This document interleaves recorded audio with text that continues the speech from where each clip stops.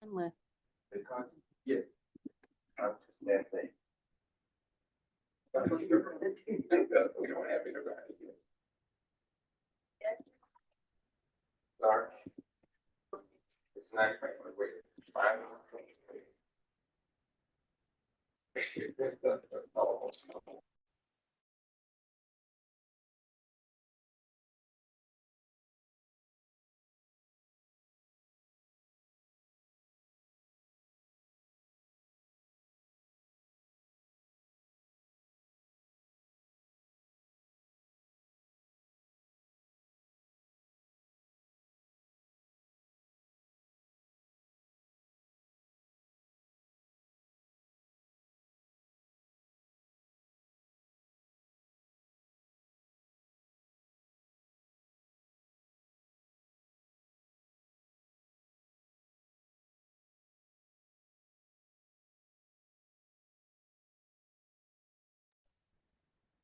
Okay, good morning, everybody. Welcome to the last day of our conference.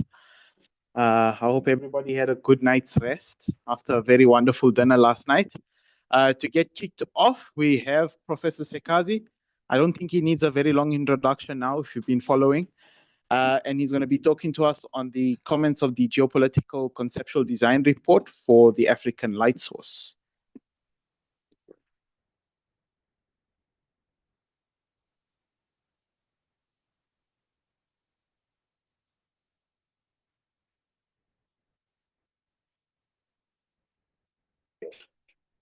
Thank you. Thank you, Abdul. I appreciate that. So good morning to everyone, or good afternoon, or good evening, whatever part of the world you happen to be in. So today I will give a general discussion on the Geopolitical Conceptual Design Report for the African Light Source. So this was a big project that we worked on pretty hard for about 2 straight years. So what I would like to do is to sort of give you an overview. So why don't we begin? And I must say out front that generally when you talk about a conceptual design report, you have a lot of the technical design that you're proposing and so forth, but this is quite a bit different. We do comment on the technical aspects of the project. However, this document is aimed at policymakers, right? So we tried to de-emphasize so much the technical design because the Generation 4 synchrotron light source that we would like to build in Africa, I mean, it's basically well known. I mean, you can tweak this or that, but it's, you know, the Generation 4 3 GeV type light source we already have in several parts of the world. Okay, so here is a map that we show quite a bit, various versions of this map of the location of advanced light sources. And we say advanced light sources because this includes 2 varieties, both the synchrotron light sources, which are the circular storage ring type facilities, as well as the X-ray free electron lasers. So that's why we use this term advanced light source. But you can see that if you look over here in the Western hemisphere, you can see that there is no facility in this region. So that's why there's a large effort to construct a Greater Caribbean, Latin American type synchrotron facility. And of course, our concern in this conference is for the African light source. You can see there is no light source in this region. And we also have an initiative in Central Asia, which is driven by Uzbekistan. So that's a region also that doesn't have a light source. So we're trying to bring light sources to those parts of the world that don't have them. And so this is a timeline which shows that the first Africans who actually went to use synchrotron facilities were from Egypt. And that was in the early to mid 1900s. Soon after that, the South Africans started using the facilities. So if you go a little bit forward, last night at the dinner, at the banquet, I talked a little bit about my history and always wanting to do something in Africa. And I didn't know what to do, but it was around this time, around 1990, that I was a physicist at Argonne National Laboratory and was there when they were doing the final design, the construction for the advanced photon source. And I learned for the first time what the power of synchrotron light sources were. I was a high energy physicist and still am. I'm not a synchrotron scientist, but I realized the importance of that. So we started this organization called EBASI that I think Professor Wygate mentioned last night.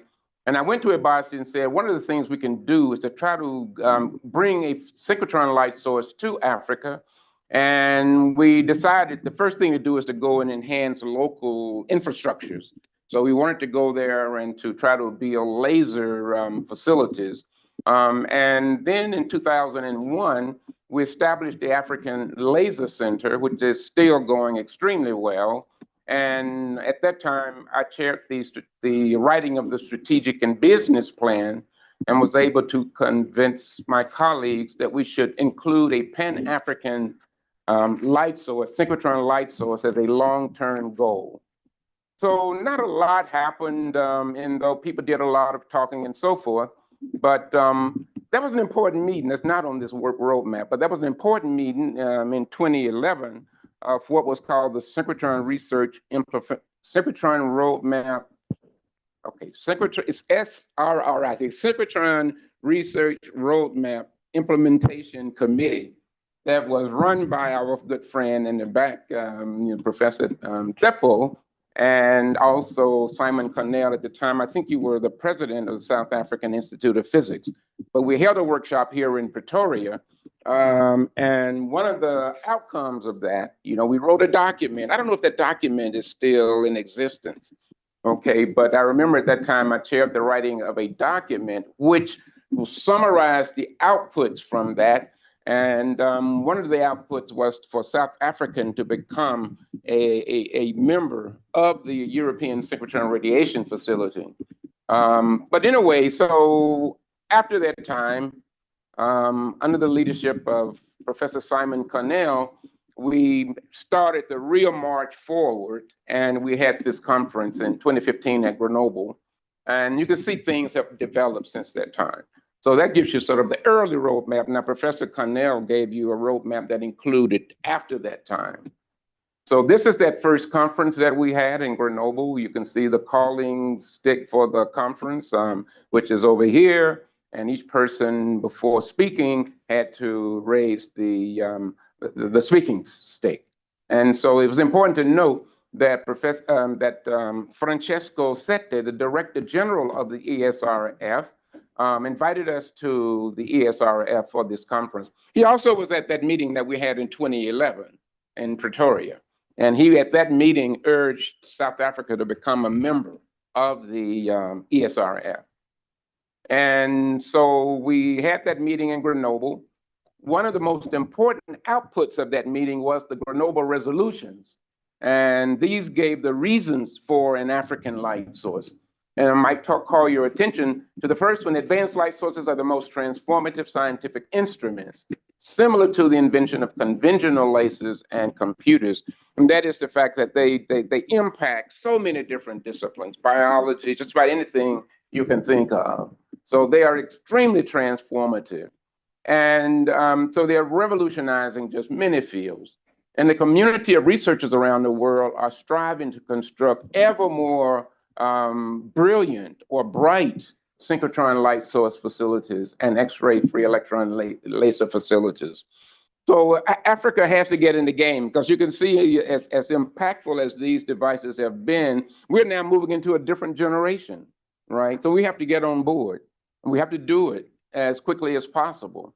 And it's expected to contribute significantly to the African science renaissance, the return of African science diaspora, the enhancement of university education, training. We want to just we want to have a brain gain back to Africa.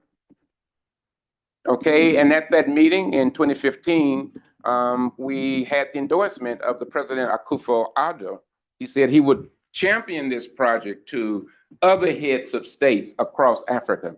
So the approach we've taken, and one that Professor Cornell has always emphasized, you have to have both a top-down and a bottom-up approach, right? So this is, you can't get any more top-down than this approach. Having one of the presidents of a country to champion the project for you. And then the bottom-up, of course, is building local infrastructures like the African Laser Center is doing, just like the X-Tech Lab is doing with crystallography, training people in the art of crystallography, providing a platform for them to do their research. And another bottom up is, of course, the LAMP fasting program, where we send faculty and students to light sources for 2 months of training, and they can also return in a subsequent year for 2 months of training. And you don't have to go back to the same light source. And I guess Professor Odadijo is a good example of that, because he was once in Thailand, the second time in Japan. Okay, so this is that workshop. And so these are some of the key characters. You won't recognize this gentleman because he had hair on his head, even though it was gray. That's me. And Simon, you're somewhere at school. It's up, okay, there you are with a cup of, even you were young at that point. Handsome young man. This is Angus, is it Kirkland is his name? He was the chair of that meeting. And this is an interesting meeting because I and Herman Winnick is actually one of the people who brought the idea of the Sesame light source. So he's been extremely active. So we went to this meeting with an idea because, you know, Dr. Schoon was here from Brookhaven's National Synchrotron Light Source. They were building the NSLS-2. They were shutting down the NSLS-1, and they were willing to donate that to Africa. So that's one of the things that I and Herman Winnick brought as a possibility for Africa. And I think Simon almost threw us out the meeting. So I knew there we have to always do the latest generation. He looked so, you might not remember, but I remember looking at you, you looked so unhappy when we were giving our presentation. So in fact, you made the point that you don't want any old equipment, you know, things dying all the time, you know, you need to have something new and fresh. So, okay. Okay, so it's recommended by that strategic plan, then we signed, South Africa signed a medium-term arrangement to become an associate member of the ESRF. And this is the signing ceremony. So this is Francesco Sette, the Director General at that time, and of course, you know, Simon Cornell and Seppo and Swanee, and this is Nithya from FIX here. He's one of the themes here at FIX. So. Okay, so let me just move then. That gives you sort of a setup of what's happened in the past and what we're trying to do. So let me give you sort of a brief summary of the actual conceptual design report. First of all, it's a huge editorial staff. So we had all these people to contribute. You can see Professor Marcus Newton, who has been definitely involved. Let's see, who else is here? Of course, Simon Cornell. That's all who are here. And you can see we had contributions from over 100.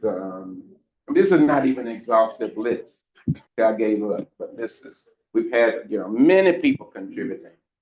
So in my role as editor-in-chief, I had to bring all this information from so many people and try to assemble it all in a document that makes sense. And then I would send it out and get comments. And, you know, I did that maybe about 5 times. Every time I send it out, I get more comments than I did the last time. So anyway, I declared October is going to be it, you know, because there's no end to this process. So, but anyway, chapter 1. We want the policymakers to know what these things are. You know, just basically, what is electromagnetism, right? They need to know what that means. So we explain about the fact that the light that we use with our brains to see the world is just a slice of the overall electromagnetic spectrum, which goes forever in both directions. And we try to explain to them in terms of what it means by the wavelength and what it means by the frequency. Okay, so, and also what is an object that you think of that has the size of the various wavelengths, so you can see where the visible light is, and so the wavelength is on the order of whatever this is here. You have bacteria and viruses and so forth. So that if you want to examine a protein, you don't want to use a wavelength out here. So if you want to examine an object, get inside it and examine it, you want the wavelength to be comparable and less, right?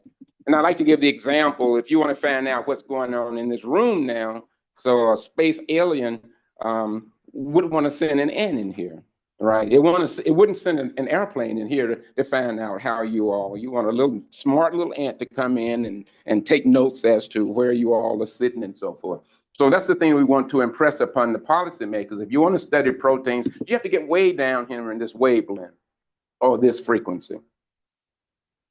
Okay, chapter 2, we talk about the scientific benefits. You know, how would this benefit us scientifically? Structural biology, I think the COVID, if policymakers don't understand the COVID virus and the impact that these things had in leading the fight against the coronavirus, that is just, I mean, it's, you know, we could actually just close the book right there. Because the problem is, I think Professor Cornell said that, you know, when we were fighting the coronavirus, developing vaccines, U.S. is going to take care of its population first, right? So, you know, here in Africa, you have to wait till, you know, I was first in line, right? People in Europe are going to get theirs first. I mean, that's just the way it is. And then what if you have a pandemic of something that doesn't affect the U.S. or doesn't affect Europe or Japan? Then you're at the mercy of them to use their light sources to tackle it. But they're not going to necessarily make that their top priority like they did for this. I think you heard that Shun Shin said the other day during that whole period developing the vaccine, you know, the labs had to basically shut down, but they kept it open for the structural biology to fight the coronavirus, to understand it. So that was their priority. But are they going to have that priority if you have something that is devastating to Africa? So these are the scientific benefits. Professor Wage is the world's biggest opponent of solar power, right? And so you want to understand solar power. You have a lot of sun here in Africa. I guess the UK, where Marcus, Professor Newton, you don't have so much sun. But anyway, you know, batteries, fuel cells, geoscience. This is something Professor Cornell is interested in. Environmental, you know, climate change and agriculture. We've heard a lot about paleontology. So these are all the scientific benefits. And you can see in the African continent, if you look at excavations of material samples, the squares give important geological samples.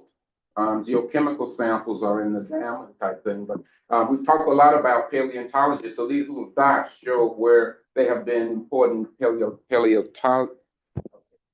important finds in paleontology. So anyway, so it's important to have a light source of your own. And in fact, you know, in Kenya, I was just told that they don't even allow their samples to leave the country anymore. So what if there's a light source that is in Kenya, for instance? That's the location of the African light source. Then it would mean a lot.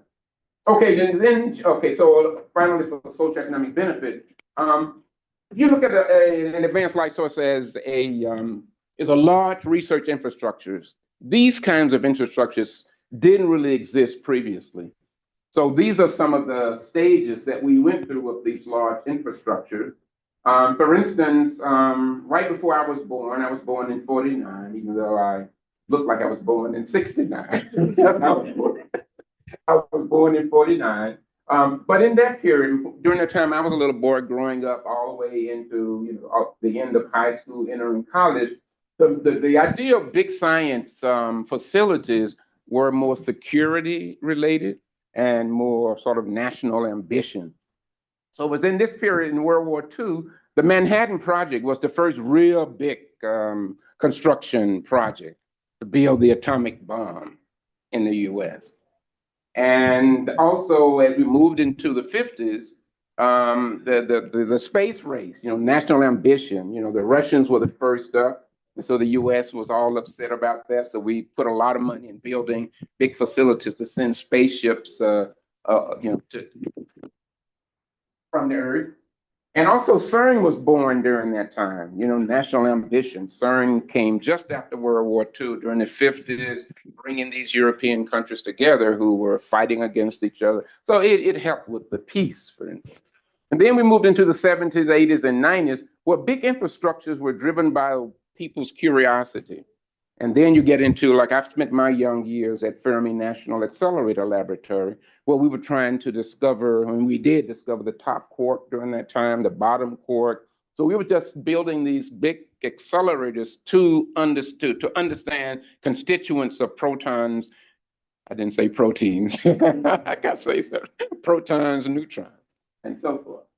So it was curiosity driven. So now, since Professor Cornell's generation has really screwed up the world, we have grand challenges now, right? So we have to figure out what to do about climate change. So now these big facilities like synchrotrons and neutron facilities are trying to tackle these UN Sustainable Development Goals having to do with climate change, health, right? The aging society, and all of the Sustainable Development Goals, and so forth. So that sort of gives you a history of how these big facilities came about. And we discussed that. Okay, this is one thing that I want to just mention on this. So this is the end of that, of talking about the social and economic benefits. Professor Andrew Harrison, who was the former CEO at the Diamond Light Source, said to us in one of our previous conferences that for every English pound, their dollar, their euro, for every English pound that goes into the Diamond facility, eventually 3.5 pounds come back into the economy, because you got all these industrial spinoffs. So there's a lot, not just the money that you make bringing, hiring industry to build your magnets and that. Now that's small change compared to the industrial spinoffs and the patents and so forth that you get from these facilities. So indeed, it's frightening that you have to put $1 billion out front, but you want to reap more than that back into your economy in terms of outputs. Okay, chapter 4, we discussed the history of the African light source, and I showed that a little bit earlier, that meeting that we had. So we talk about the history. Chapter 5, we look at the local technical infrastructures and human capacity building. And what are we doing? This is all a part of the bottom up. I mentioned the African Laser Center, which is based right here at the CSIR, the Council on Science and Industrial Research. It was based right here. And in fact, I have to come back to South Africa, to Pretoria in January to do some work with the African Laser Center. And then you have the famous LAM network, which is the brainchild of Professor Amadou Wygate, which has been doing tremendous amount in developing optics and photonics across Africa. Then we have the LAMP project we've heard about, and we have XTech Lab we've heard so much about. So we discuss all of these ideas. This is something that I want to bring to your attention. Please register for this ICTP School on Synchrotron Light Sources. So this is something that I, along with others, Simon Cornell and other people, are arranging. This workshop will be held. Why the dates are the dates are in January, mid-January. What is it? I don't right. I didn't update that. I'm sorry about that. But okay, but if you go to look up this. Okay, because that's in fact this website is the old one. Of course, that was relevant for the conceptual design report because it ended last year, 2023. So this is coming from that document. I should update that though. So you heard about all of these local infrastructures and human capacity building. And then we turn to how do you organize this legally? Because this has to be sort of a collaboration of nations. And so what we did was studied the statutes for the Sesame Light Source and for the ESRF, because the European Synchrotron Radiation Facility is a partnership of mainly European countries, and they have a legal document which is that they have to go by. So you talk about the purpose, membership, you establish a council, committees, you have to have people to run it, and so forth. So we discussed that in chapter 7. Chapter 8, we look at what is this fourth generation multi-beam acrobat all about. So we try to explain it. And so it's not too technical. So, those of you who are not so familiar with the synchrotron facilities can go to chapter 8 and get up to date on what this is all about. So our prototype that we had in mind was a 3 GeV, and as someone said the other day, in terms of electron energy, that's sort of a sweet spot in terms of being able to do the kinds of studies that you want to do. And the circumference is typically 500 meters or so. And then don't worry about this, but this has to do with the size of the beam. Because if you have a flashlight that shines light, the beam spreads, right? But if you can get like a laser pulse, the beam sort of goes straight. So the size of the beam is very important. The beam has to travel down these long beam lines, and you don't want it to diverge too much. You want the beam to be small in size, and you don't want it to diverge much. If you multiply those two parameters together, you get something called the admittance. So you want both small beams, small angular spread of the beam, and so that's measured by this thing called the admittance. And so anyway, so that's what so this is sort of the typical parameters. And we also talk about other things you have to have. And then the electrical power plant that Amadou and Professor Weige and Professor Cornell, they can fight it out, because what kind of power will you have? Will you have solar power like Sesame? Sesame is 100% solar power.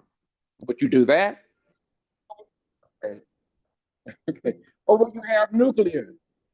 Right? So there are all these things, renewable energies that you like to use. But anyway, so we describe those things. And in chapter 9, this is extremely important, because as I said, you get a lot of spin-offs. You get a lot of spin-offs from these devices. And what happens is that a lot of companies run and try to establish themselves near here so they will have easy access. University labs, all these labs will be coming in from the outside to co-locate with these facilities. And over 100 companies have co-located with the Diamond light source here. So you're going to get a campus. So that's another big advantage that it has. And this CDR will be launched officially in about 2-3 weeks at the meeting of the African Academy of Sciences. They're having a General Assembly and Scientific Conference in early December in Abuja, Nigeria, and that's where we will present this. And after that, we will release the publication. Because right now we've kind of held it, it's been held in check for about a year. We finished it in October 2023. And with that, thank you.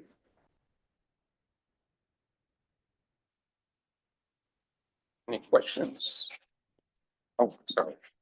Okay, any questions? Okay, we have one from Prof. Connell.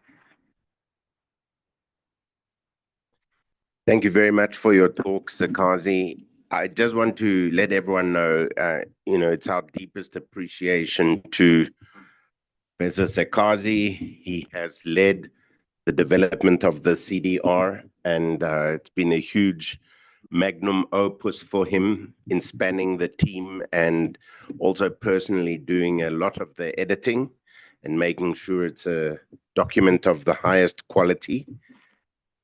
So I wondered if you could maybe tell us a little bit about how a light source is not winner takes all. Like, why do we expect it to benefit the entire continent?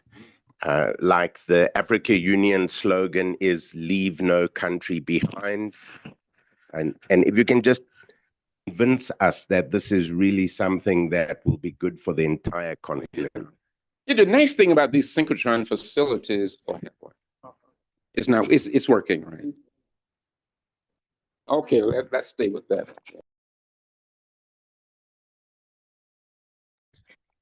Okay. Yeah, the beautiful thing about these synchrotron facilities is that, you go there, and you learn the facility and operations, and then you go back, and as you heard, you can have remote operations, right?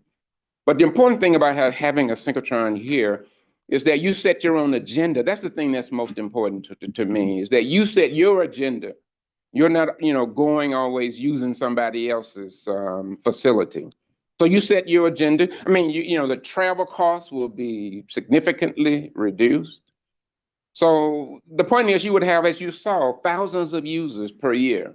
Can you imagine thousands of users across Africa using this facility? I mean, it's just amazing. And then you have huge numbers still back at their home, sending samples remotely. I mean, this would just boost the entire continent forward.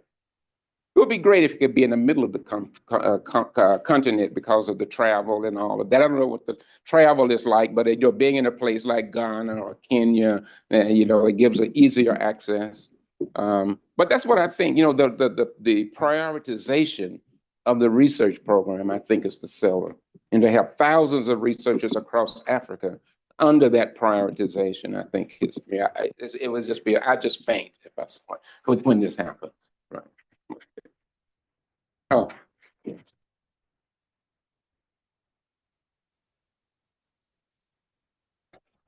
Thank you, Professor Cassie.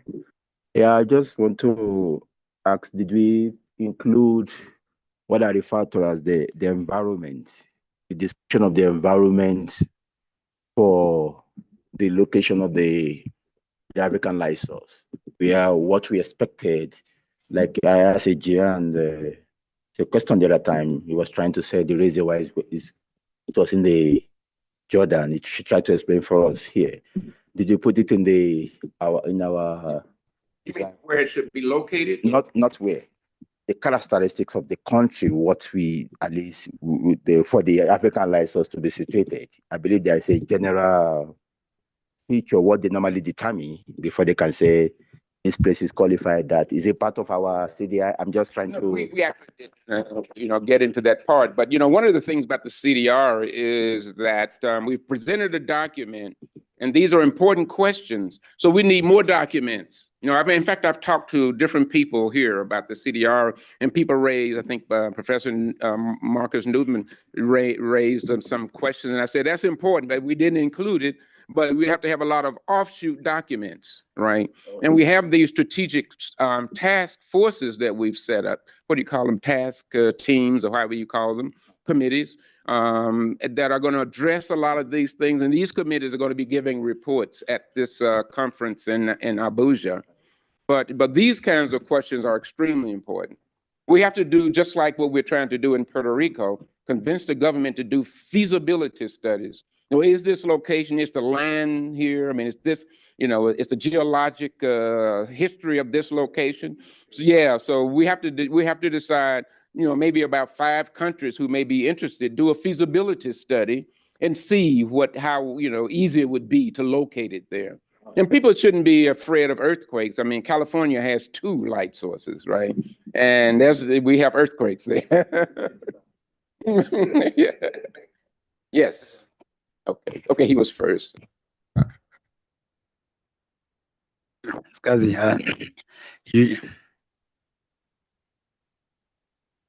thank you. Presentation is up. Expectation. And I just want to add to what you said about importance of the African light source, especially where Simon wants to know how it will carry to the rest of Africa. I mean, location is important, but not too important. I think the benefits are so much. Because if you look at most of the sciences, light source, state of the art at the top.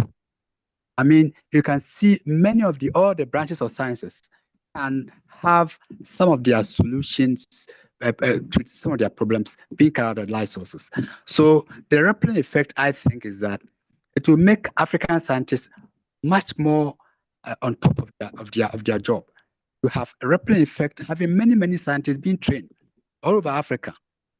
So the problem about Africa, I used to say, is that many Africans, because we are quite closer to nature, so we always try to solve our problems by looking at nature.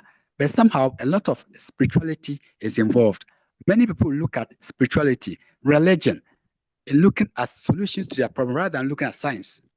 But if you have so many of our youth being trained at that top, to use that as way of solving their day-to-day problems, then we can be as good as China or the Asians. The critical mass of scientists in Africa, we are not there yet. That is what this will do. It will catalyze getting a critical mass and beyond. Thank you. Thank you. That's a white. Thank you very much. So thank you, Sekazi, for this nice talk. And I see that this was a tremendous work. Establish the CDR. It's wonderful. At least we know where we are going. At least this is very important in such kind of project. Concerning where we have to establish the synchrotron light source, I think we have to think very, very, very, very seriously about that. And to me, it's important to have it in a place where there is a minimum industrial infrastructure, a minimum human building capacity, a minimum. If not, it will be extremely difficult to work on the synchrotron light source in Africa. And if you see the map of Africa, if I take the example of Senegal, for sure Senegal is not appropriate now to build a synchrotron light source in Senegal, because we have not all the necessary infrastructure. We have not all the technicians. Even if there is a very small problem, we cannot solve it because we need an industry to have spare element, to have everything to do all these things. We need power. So it should be in a place where the power for the synchrotron light source is its own power. I have seen in one of the synchrotron light source places, they have power. They have power from sun. Yes, sesame light source. From power. Yes, and I don't know. It is diamond or where? Sesame. Eh? Sesame. Sesame. Jordan, yes. Okay, so if you see all this question, so we have to think twice to see where we can establish the light source. And also there is one problem in Africa that is important. Sometimes people are working very hard. They are doing the projects. They are doing everything. They do all the job. When outside people come and want to take the project, we have to be careful for that also. This is also extremely important. They don't do nothing. They wait, and after people have done the job, okay, they want to take it. But this happened to us already. Eh? So we've had to fend off that type of. Yes, so we have to be very careful for that. One thing I can say about Jordan, the light source Sesame in Jordan, they built this solar power plant, and it produces power not only for the light source, but a lot of power for the outside communities. So, so that's a nice thing that it can do. Yeah.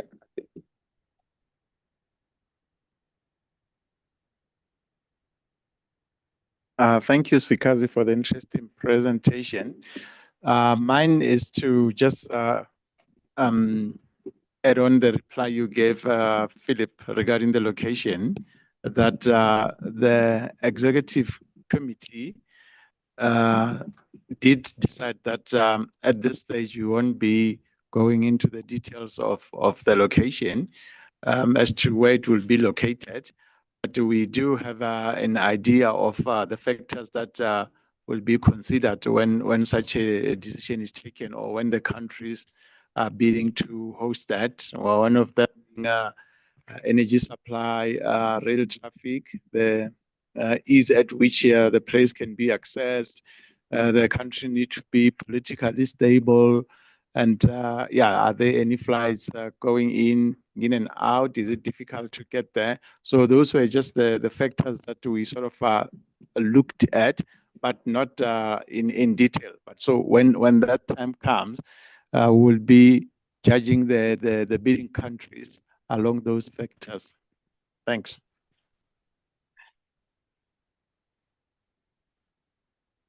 Yes, that's true. I mean, ideally from the outside, you would say, oh, it should be located in South Africa, right? But South Africa, as many of you know, invested in the square kilometer array, this astronomical laboratory. And, that's a similar cost thing. You're talking about these billion-dollar infrastructures. So, it would be difficult for South Africa to undertake this, right? So, but yeah, I mean, we have to, I would glad when we get to the point where we can identify some countries to go out and study them. So maybe we'll do Morocco. Yeah. You would see volunteer Morocco.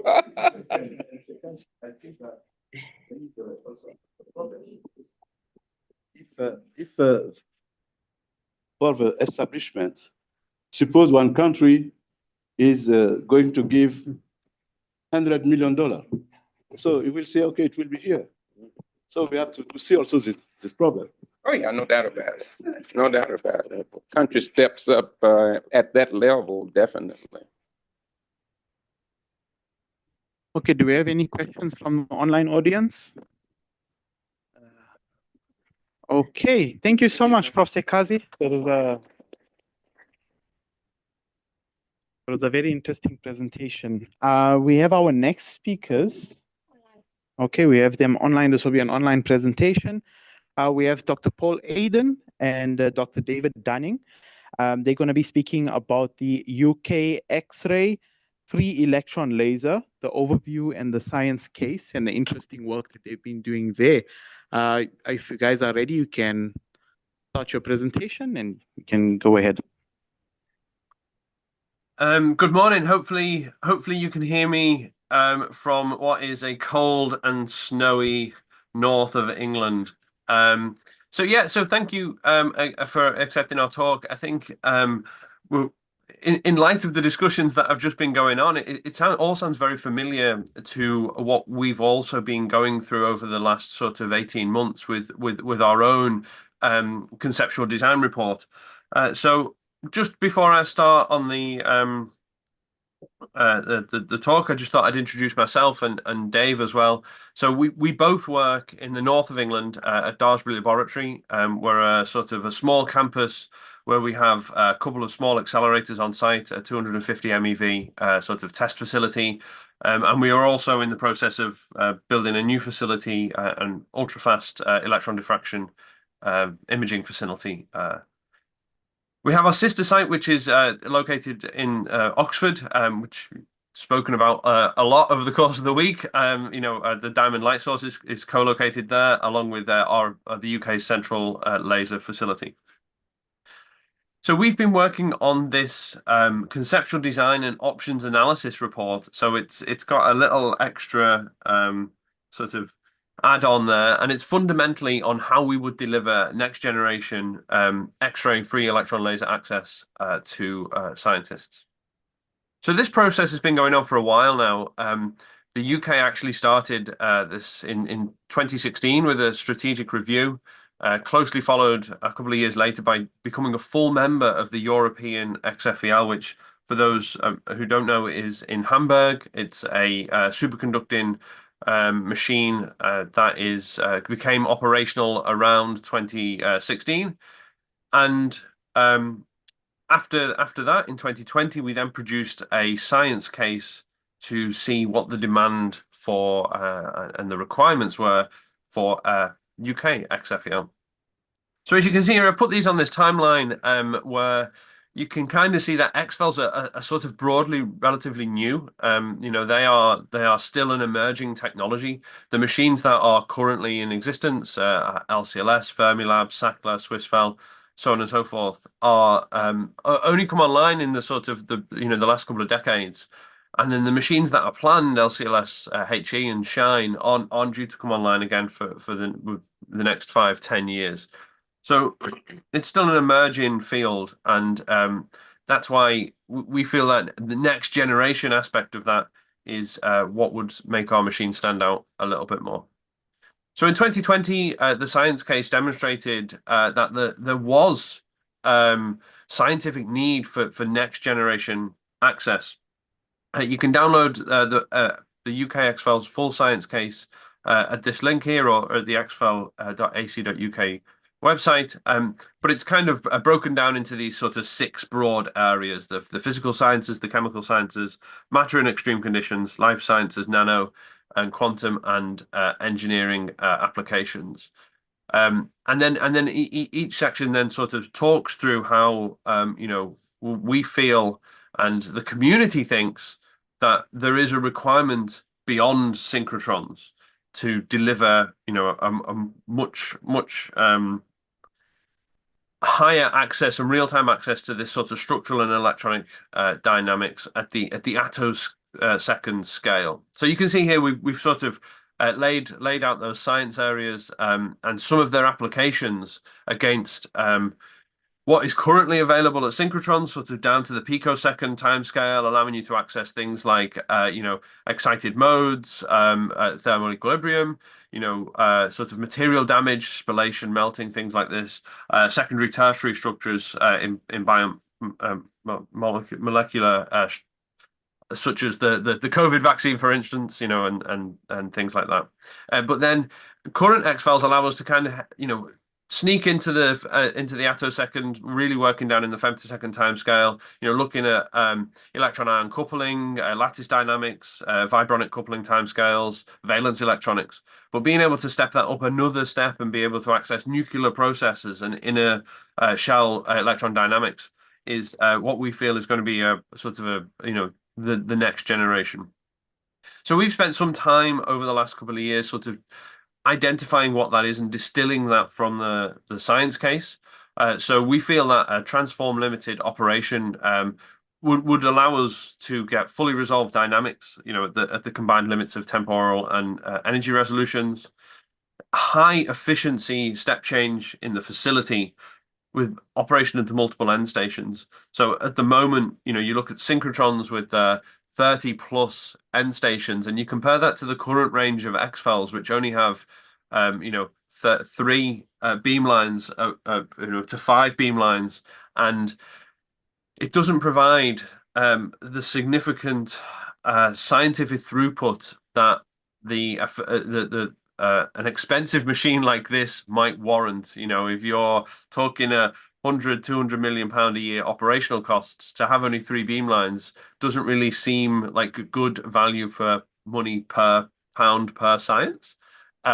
So having evenly spaced pulses on that machine with high rep rate lasers and samples to detectors, being able to match the XFEL, the X-ray beam, with other synchronous sources at improved synchronization to what is currently available down at the 1 femtosecond level, again, will allow us to see dynamics unfold across multiple timescales at sort of below 1 femtosecond or better.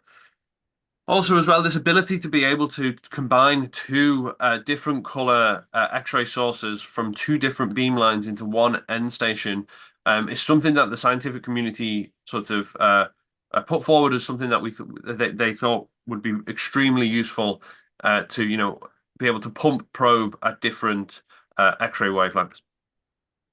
So what is our conceptual design all about? So we're kind of looking at 5 different options at the moment. We're looking at building a facility in the UK, building a facility in the UK with international partners. So again, this is these discussions that you're having on the continental scale. And how do you fund this sort of facility? And I think the reality is, with international partners, other countries and other nations is the only real way you're going to be able to fund a couple of £1 billion facility. We're also looking at international investment in existing facilities. So could we deliver the same amount or similar amount of science for less money just by simply, spending that funds on another facility somewhere else? And part of this analysis as well is also to look at what would happen if we didn't do any investment. As well as this, we're running the science case refresh, and we're making sure that we're trying to develop this machine to be as sustainable as possible. So over the next 18 months, 12 months that we've got left on this project, we are looking at these 5 options in 3 different ways. Our first mechanism, Dave is going to talk a little bit more about in a minute, which is what happens if we build a UK facility? What is a UK facility like? And as we've just heard, these facilities don't come standalone. Whilst the XFEL itself might be the core machine on site, we are assuming that it would be a new build facility at international scale, which would have a science campus attached to it. It would have additional infrastructure. It would bring in other businesses. And then we're also then looking at how we could invest internationally, but by effectively taking the UK design and seeing how we could map that onto other options. What expertise could we bring across, and what could we do at the existing facilities? So we're 2 years in at the moment. We're kind of heading towards our write-up stage. But in order to get there, we've lent heavily on the international community. I mentioned we're looking at a couple of facilities to invest in. One is sort of top right there is our LCLS. What happens if we went and spent some money down there? And then on the bottom left, you can see we're out at European Exfel there. And again, we're in discussions about what happens if we filled one of their empty tunnels, for instance.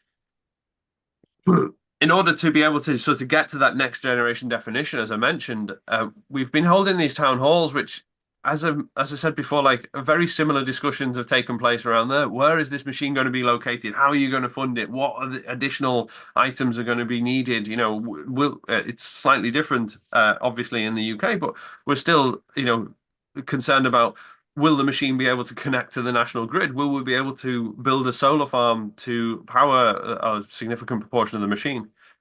We've had all these discussions, and over the last 18 months, we've engaged with around 500 people where we've really narrowed down our specification of this next generation machine, and we've added some more caveats into it.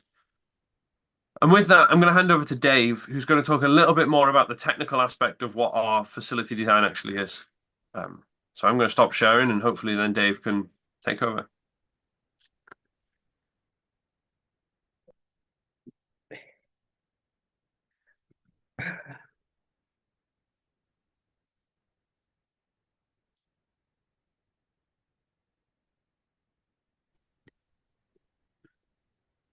Okay, was that all good? Yeah, brilliant. Thank you. Yeah, all good. We can see you in your slides. Fantastic. Thank you very much for the opportunity to speak at this event. It's been really interesting, the parts I've joined so far. So Paul's given an intro to the project as a whole. I'm going to be talking about the specific kind of facility design. I'm going to start just giving a quick introduction to AfLS, just to describe some of the context for this.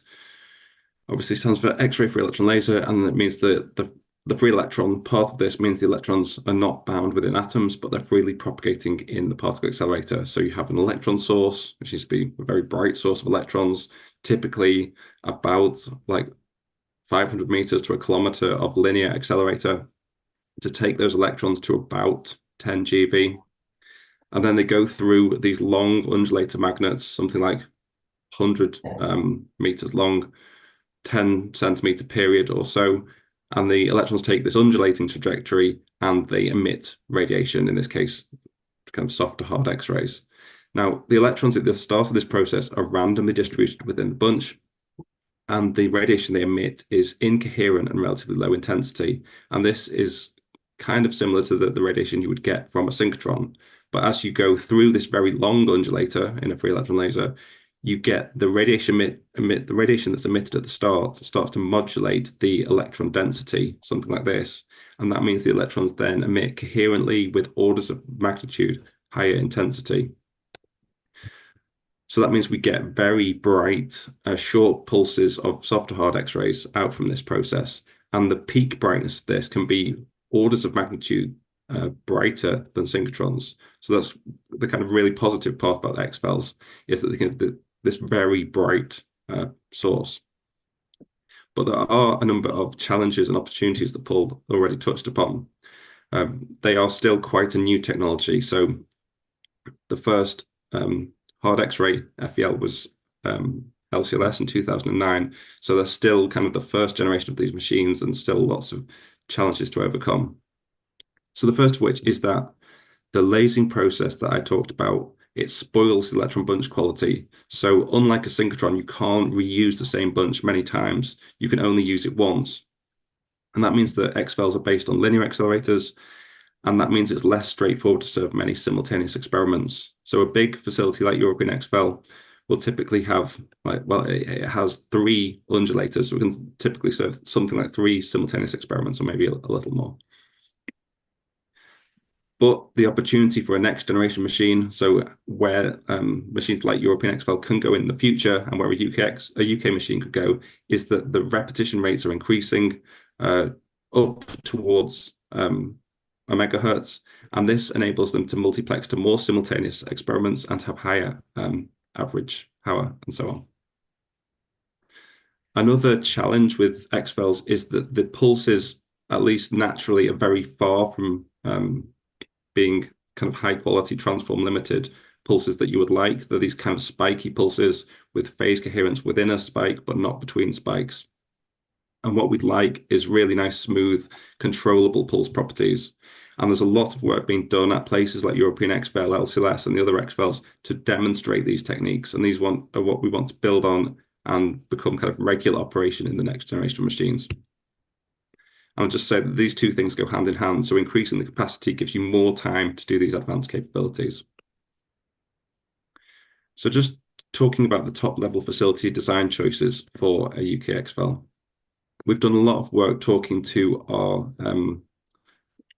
our science team and kind of user surveys, and this shows some of the results of this in terms of the photon energy, the repetition rate, and the pulse energy, which is the size of the points. And we can translate kind of the user requirements in this parameter space to the kind of accelerator that we want to build. So we can look at the photon energy axis, and we can say that the maximum photon energy strongly influences the required electron beam energy. So if we want to cover, say, hard X-ray, this kind of range, we need something like a 6 to 8 GeV machine.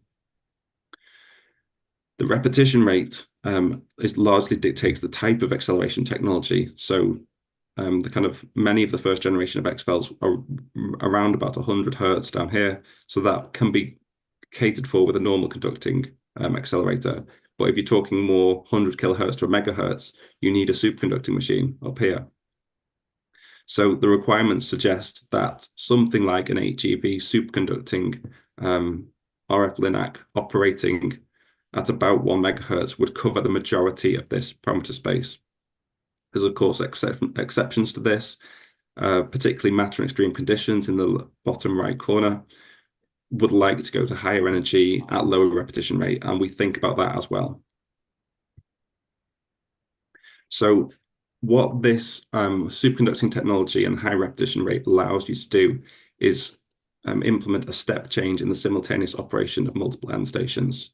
So the basic idea for our concept is that you would have a fixed accelerator energy around by 8 GeV so that you can keep part of the machine fixed, a large part of it fixed, and serve many simultaneous experiments at once. So this would be about 8 GeV, 1 megahertz, and then we'd use kickers, these kind of blue triangles are shown schematically, to kick the megahertz bunches and split up to about 100 kilohertz per line, with the electron bunch properties tailored per FEL. So you see we've got 6 FELs shown there. Each of them goes to an end station experiment, which are the kind of colored rectangles on the right. We also propose to have an energy boost in one of these lines to give higher pulse energy, higher photon energy for those matter and extreme conditions experiments that I talked about. All of this gives 6 to 10 FELs, which are independently tunable in terms of photon energy, pulse duration, and so on, potentially with direct uses of the electron beam as well. And this shows a more detailed schematic of the whole facility. So you see that we're proposing to have 2 guns, 2 injectors. So this is partly about getting the flexible properties to serve many FELs at once.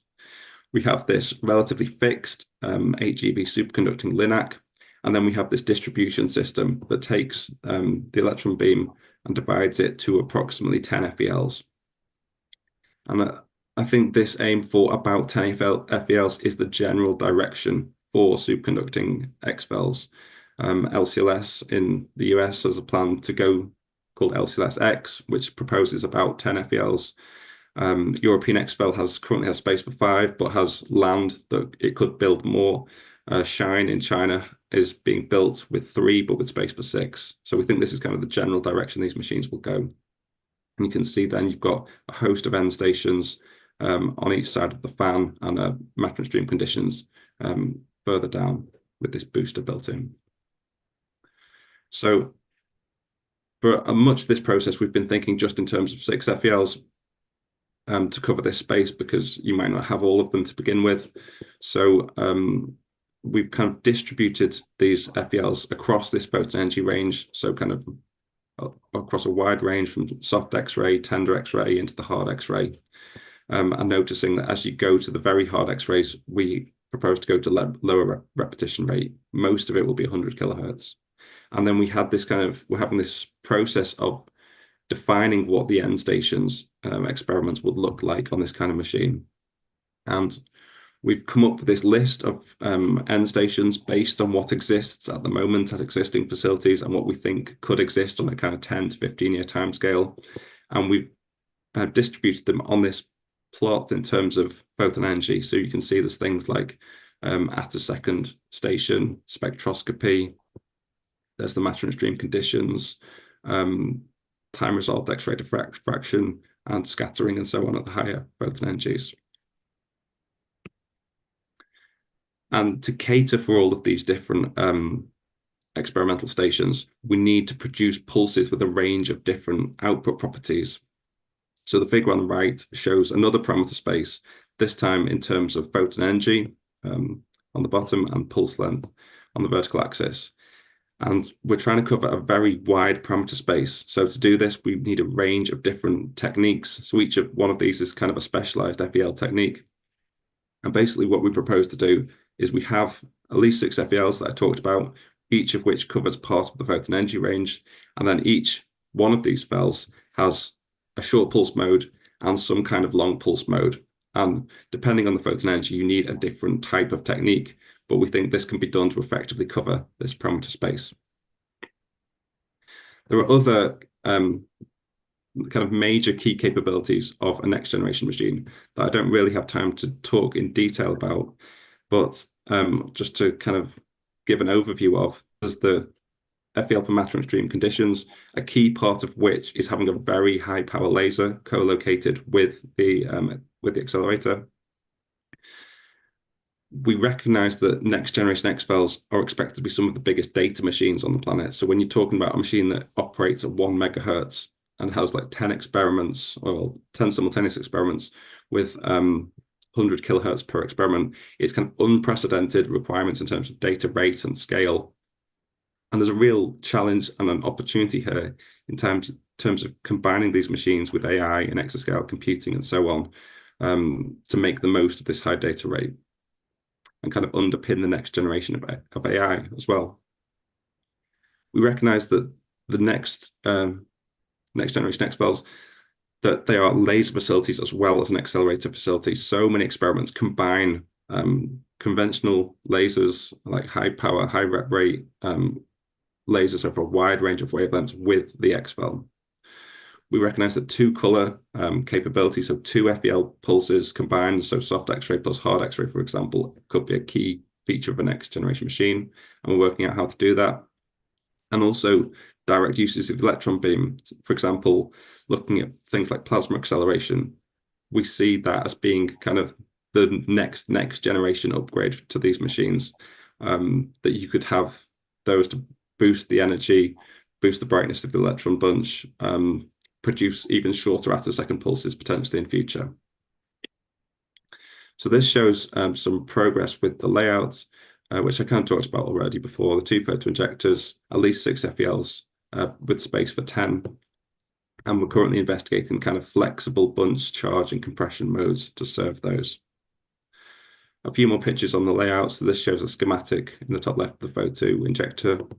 The top right is how we propose to shield the individual undulator lines. We recognize that if you're going to operate up to 10 of these lines at once, you want to be able to access them individually, be able to fix or upgrade one without influencing the others, so they will be individually shielded. And you can see across the middle a full layout of the facility as we have it at the moment, with a focus on the FELs and end stations at the bottom. Okay, so just to summarize where we are and talk about the next steps. So XFELs, they are a revolutionary technology, and even as revolutionary as they are, there are still further orders of magnitude enhancements still to come. So they're well positioned to be leading scientific facilities for decades.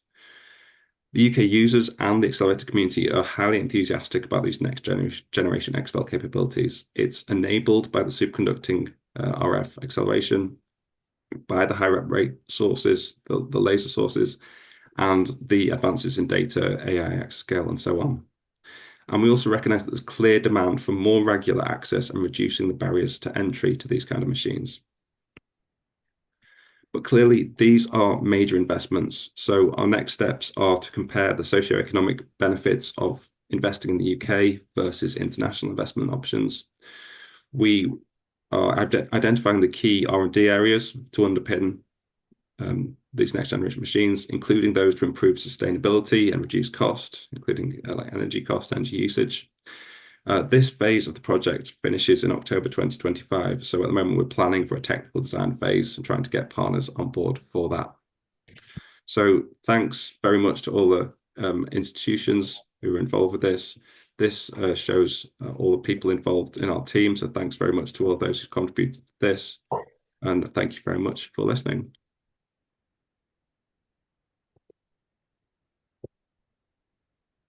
Thank you so much for joining us, Dr. Paul and Dr. Dave. That was a very, very interesting presentation, and it's kind of comforting to see that whatever problems we face, you guys are also facing. So it's not just unique to us.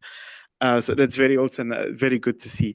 Do we have any questions here from the in-person audience? Okay, this is no surprise. And thank you from me as well. I just wanted to find out, is there any energy recovery option possible? You did mention that the beam quality deteriorated, but maybe there's something you could still recover, because I imagine a lot of waste in energy when you just have to dump the beam. Surely there's something that can be done. And then I'm also interested, when you have this schematic with 2 injectors, 1 linac, and then a fan system, and then many undulators and end stations, I'd just like to get an idea of where the major costs are. Is the linac the most expensive? Are the undulators the most expensive, or whatever? So is there the sweet spot of how many undulators you could build for 1 linac, that sort of thing? Thank you. Okay, maybe I'll start with the energy recovery one, if that's okay. So the energy recovery linac is something that we have looked at a lot, and we continue to look at for some things. I think for certain applications, it's obvious that you would use an energy recovery linac. So if you're going to do like a 100 megahertz machine for something like lithography or gamma source, you would definitely do it because there's so much power in the beam that you need to recover that energy.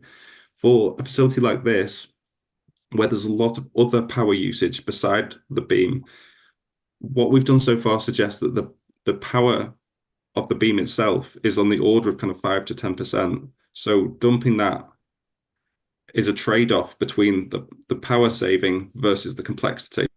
And if you're looking to operate 10 FEL lines and then recover the energy from all of them, it means a big kind of recombination and return system back to the start of the linac.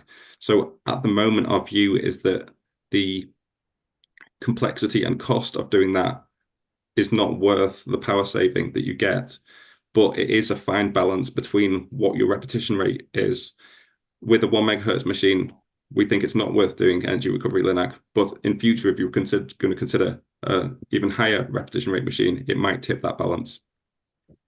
I think just to add to what Dave's already said there as well, though, that we agree, like there is a lot of potential, and we're also whilst we're not looking at an energy recovery machine at the moment, we have started to consider what you could do with the spent electron beam. For instance, is it good enough for gamma source as a gamma source?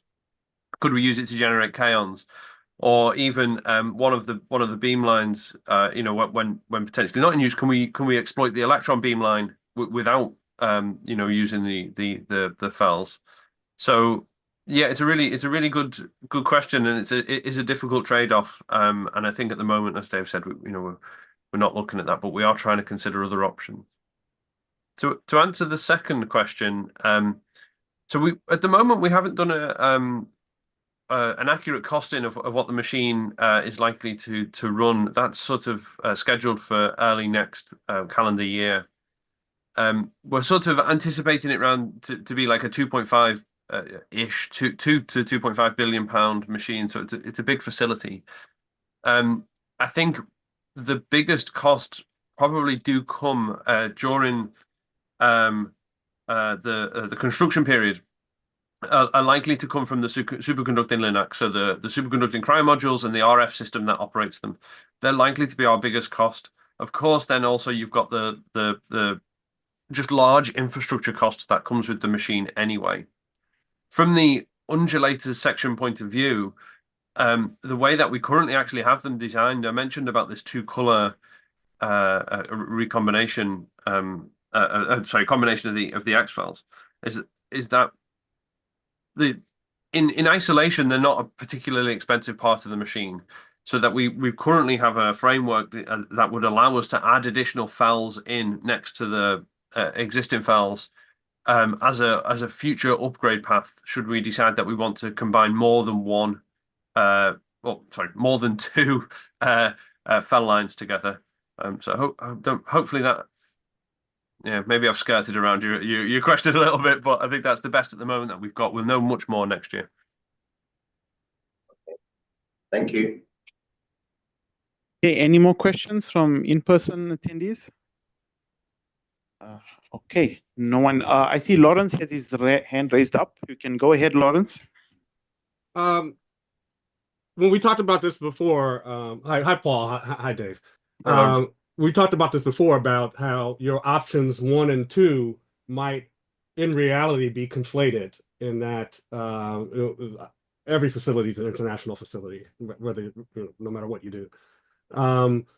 What is a mechanism? What's the right sort of type of developing relationships to include Africa and the Caribbean in the UK AfFL project? So at the moment, there isn't really much of a mechanism. We're doing things. The engagements that the discussions we've already have. The discussions that we're having here and listening into these sorts of conferences. This is our sort of grassroots network building at the moment. But I think the reality is, when it comes to an international facility, there's a lot more going on, as was alluded to in the questions during the discussion of the last talk. There's a lot more going on than simply us thinking it'd be a good idea to collaborate. Which countries are going to put in money, and which political bargaining tools are going to be used elsewhere. As an example from my recent work, I was involved in the European Spallation Source, and the UK's involvement in that machine was purely just because the Prime Minister at the time wanted to buy, he wanted more influence within Europe, and this was a good, we'll import into the European Spallation Source a little bit more than we're currently doing, and then the other side of that coin was then Sweden would be more inclined to vote in a particular direction in future. So there's a huge political input that's well above my pay grade, and probably something that won't really kick up until the next phase, sort of during the TDR phase. So at the moment, we're just continuing to have these discussions and growing our network best we can. But the reality is it'll be a political decision at the end of the day.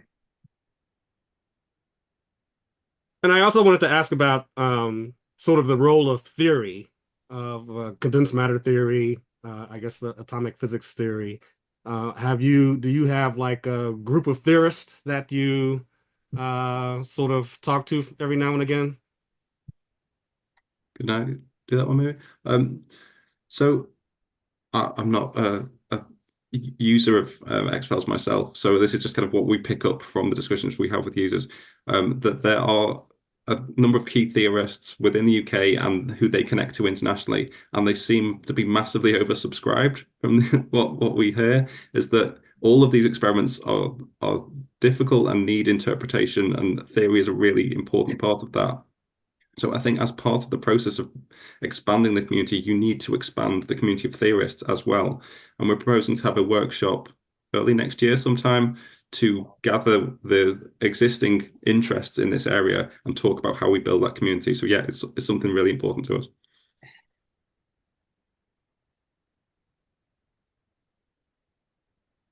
Okay, thanks. I'll be in touch with you guys, that's for sure.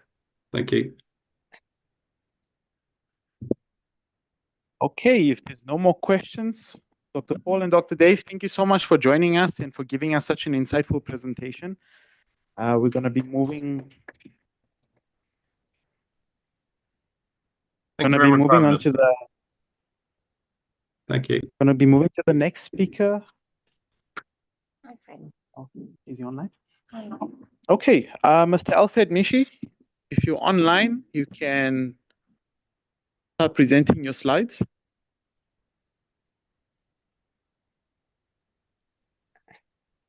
Okay, we can see you.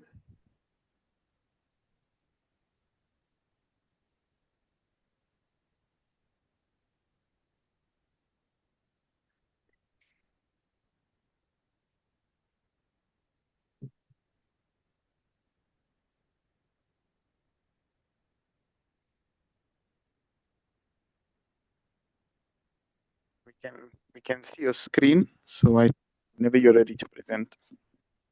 Okay, is this better? Yeah, that's perfect. All right, hi everyone. My name is Alfred Mishi. I just recently completed my double master degree program in Europe here, Paris Saclay University and Sapienza University of Rome. Today I'll be presenting to us the research I carried out at Daisy last year during the summer at Flash Forward, the Plasma Wake Field Acceleration Project in Hamburg. So we worked on the first optimization of plasma wake field acceleration. We all know that currently we are in the phase for the search of new physics. And in order for us to understand this new physics, we have to accelerate particles to very high energies. However, currently we are limited by the accelerating fields of the current technology we have, which the RF cavities. And the predicted future colliders have been predicted to be in the range of tens of kilometers, which would cost a lot of space.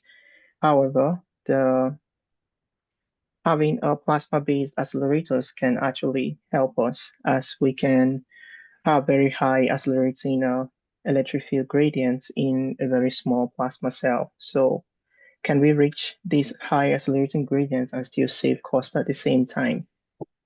The question is yes.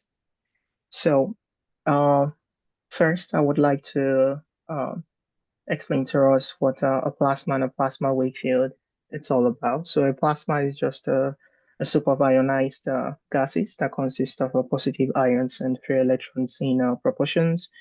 And plasma wake field, these are fields that have been created from the collective motion of plasma charged particles. And the main important parameter when it comes to plasma is the plasma density, as we can see here on this formula here. So the electric field gradient is directly proportional to the square root of the plasma density. So the higher the plasma density, the higher the accelerating gradient. So what is plasma wake field acceleration? This can be shown in a very simple way. So plasma wake field acceleration can be said to be a phenomenon in which we see every day. For those of us that have been to the beach, I imagine everyone has been there. So you can see that the water in which the boat is moving on is the plasma. And then the driving beam, in the case of a plasma wave field acceleration, is the bolt that is moving. And then a surfer that is coming behind this driving bolt can be said to be the accelerating beam, which is the trailing beam. And this is the beam that actually brings about the wave field acceleration. And plasma wave field acceleration promises to give approximately 1,000 stronger accelerating gradient than RF cavities. And this would help us to study high energy physics. So at Flash Forward, at DAISY, it has scientific goals of developing a self-consistent plasma accelerator stage with high efficiency, high quality, beam quality, and high average power. The project I worked on was about having high energy efficiency and high beam quality, which will talk about the beam loading and the beam quality preservation. And this is just a schematic of what the Flash Forward looks like at DAISY. So the plasma wave field acceleration beamline consists of the extraction, the compression, the matching, and then we have the electron spectrometer. So the energy collimator is made of the notch width, the notch parts, and it's used to split the beam, where we'll have the accelerating beam and the trailing beam. And this goes into the plasma cell where the accelerating gradient of the electric field is being increased. And we'll see here when we'll have a plasma off, and then when we'll have the plasma on, we'll see that there is a high energy in the trailing beam. So virtual flash forward, which actually I worked on, is a set of computational tools that are used for replicating physical experiments that are being carried out at flash forward. So they use basically two main tools: Ocelot for tracking in the beamline and Wake-T for plasma simulation. And this would help for deeper experimental insights and artificial intelligence and machine learning in the future. So we've looked at three key tuning parameters. In the notch collimator, we had two parameters, which was the notch switch and the notch position of the beam. We use these two parameters to split the beam. And then also we looked at the plasma density, and this plasma density here we can see this an idealized plasma density profile. And after tuning these different parameters, we looked at an optimization parameter. We used an optimization parameter that would help us to have a very low energy spread, high energy gain, and high witness charge. And here we can see this a virtual e-spec from the virtual flash forward, and here we have the experimental e-spec.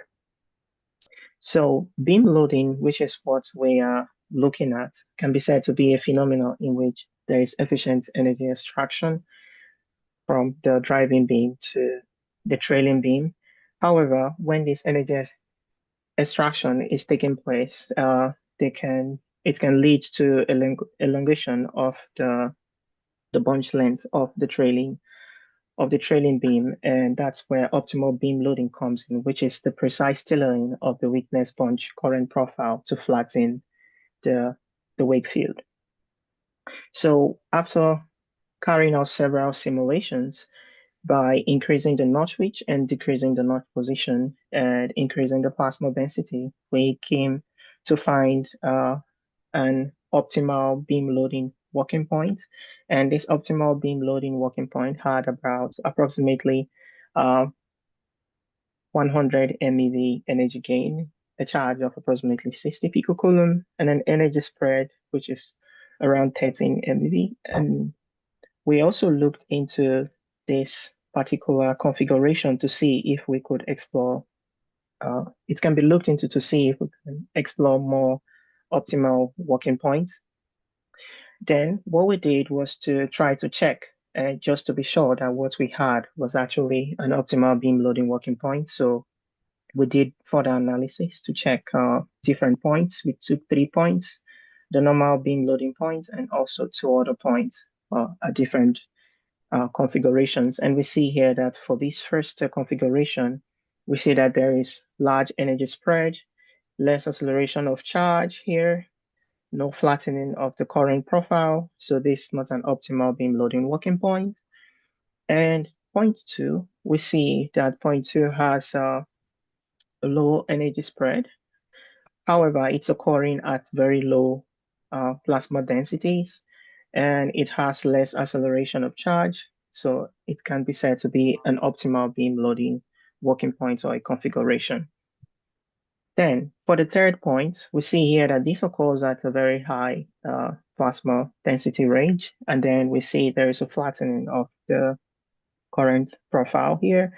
And it has we observed that it had the least energy spread and had a very strong acceleration of the charge. So these results are very promising as they show that there is a need for a virtual twin for us to be able to understand very good optimal working points that can be applied practically at the facility at Daisy. So in conclusion, we eventually found an optimal beam loading working point, and this was actually the first time that this was observed at Flash Forward, and hopefully in the future we can go more to larger parameter scans that's going to higher resolution of plasma densities, and then also have more optimization using machine learning and replicate actual flash forward experiments in the future completely. Thank you.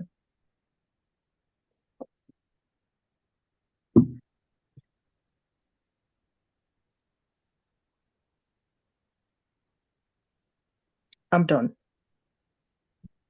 Thank you so much.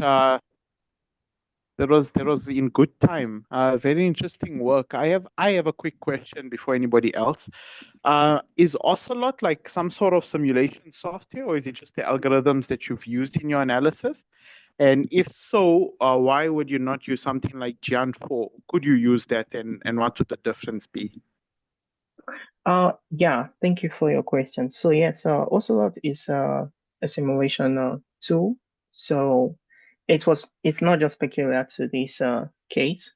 However, we can use Gen 4, but Ocelot seems to be much better because it's a computational tool that is precisely tailored for this kind of setup that has to do with plasma wave field acceleration studies.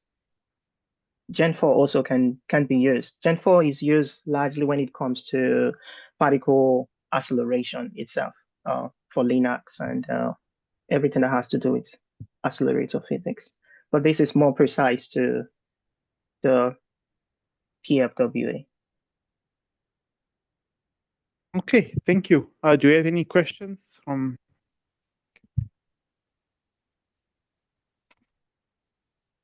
Yeah, thank you very much for your talk. It looks very promising, but I don't really have a feel for what specifications might become available in the future. So on this slide, I'm seeing 100 MeV, 13% monochromaticity. What are the parameters that one can expect and when, if you look in your crystal ball, and comparative costs to the existing technology? All right, thank you very much for your question. So these are the results you see here are like the beta test, the first optimization we've done. And the reason why we have ventured more into the virtual optimization is because we want to reduce the cost that this would take physically.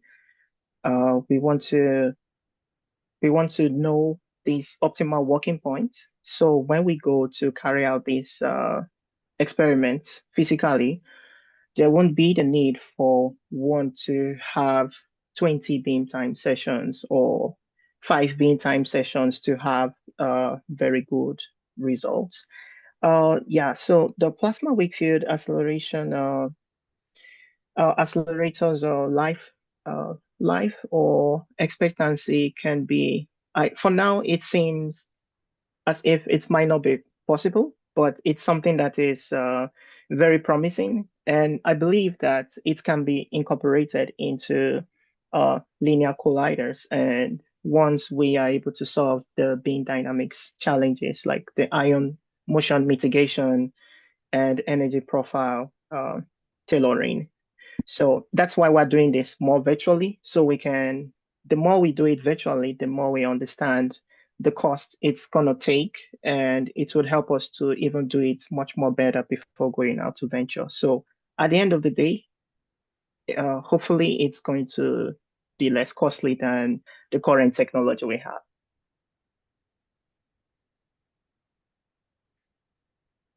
Okay. Was that okay? Thank you. We have another question from Prof. Kazi. Hi, Alfred. Great to see you. We've been communicating with each other a lot lately. I had no idea you were on the program this morning. You know, one of the things we're concerned about is the small number of accelerator people from Africa. And you're one of the leaders among the young generation doing accelerator physics. And you attended the U.S. Particle Accelerator School. Can you, for the benefit of the younger people here, say what, you know, your experiences? We'd like to try to get more of them to apply. Thank you. Thank you so much, Professor Segasi, for that great question. Just to put it out there as the first thing I say before talking about the US PASS program. So I was one of the two beneficiaries of the Professor Segasi prestigious scholarship at the US PASS program. And to be very honest with you, I would say that people coming from Africa are really very underrepresented in this program.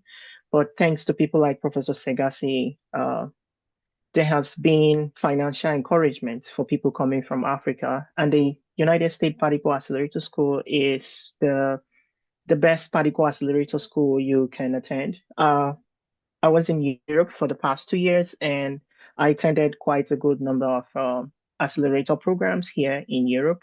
But I would tell you that the United States Particle Accelerator School is the best, and I would encourage everyone to apply for that program, even if you are a research scientist or you are a student in your first year. You should try to put interest in particle accelerator concepts and apply to this school.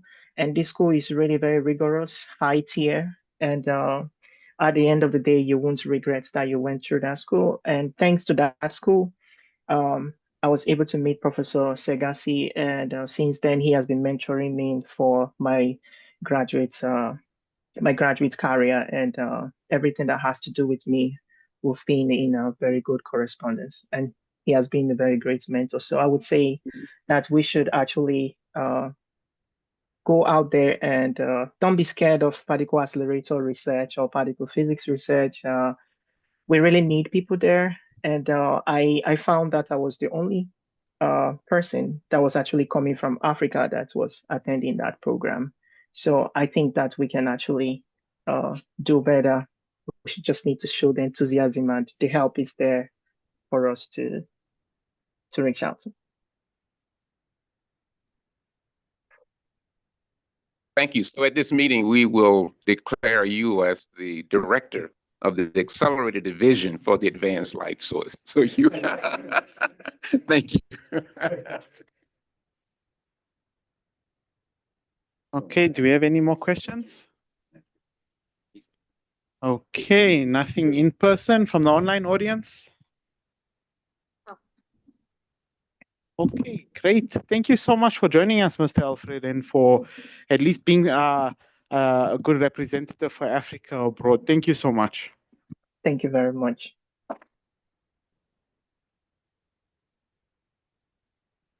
Okay, we're going to move on to our next speaker. Is he online? Yes.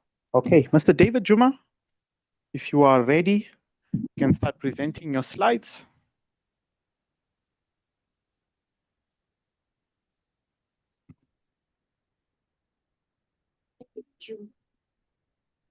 Hello. Okay, okay. Yes, I'm here.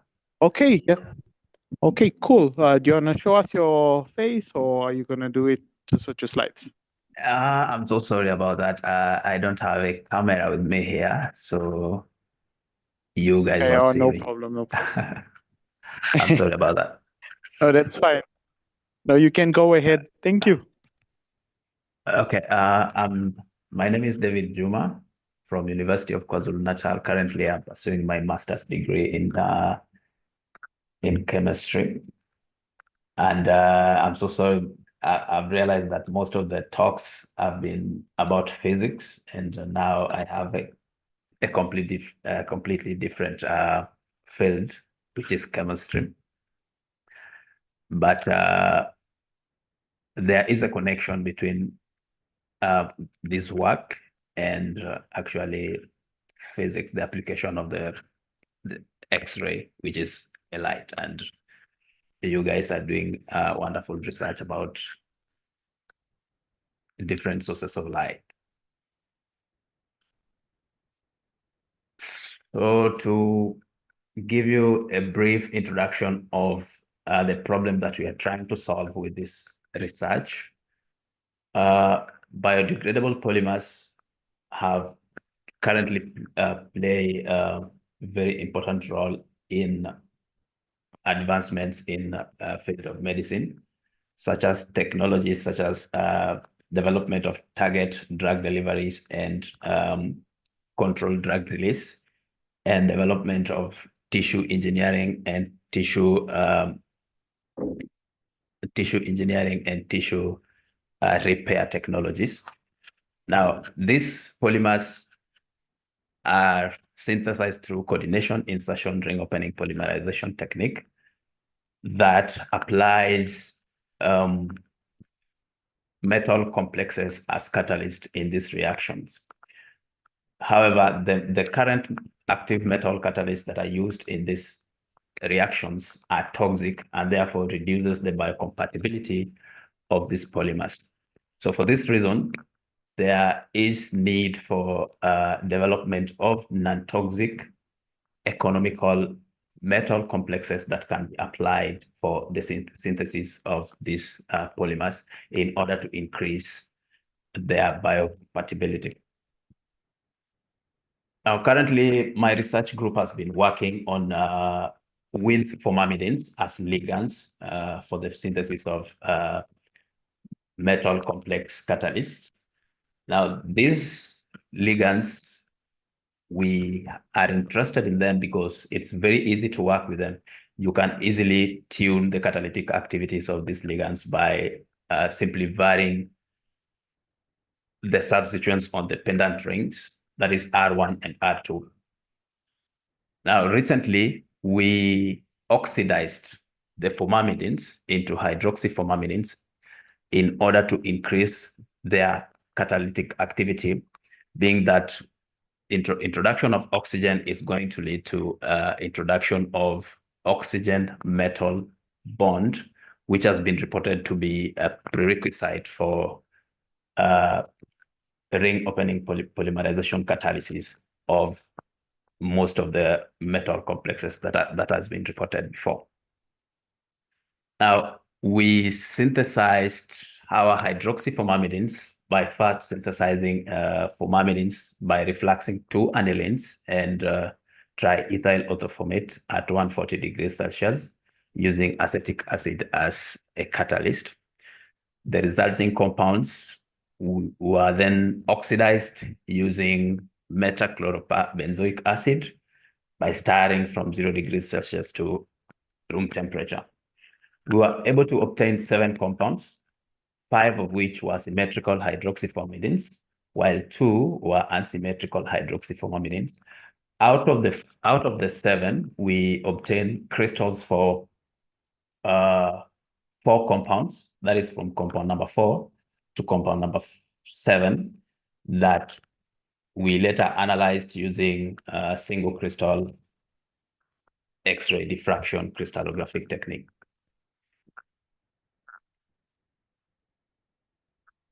Looking at the crystals, we realized that these compounds can exist either as a neutral hydroxy form or a zeta ionic form due to tautomerism,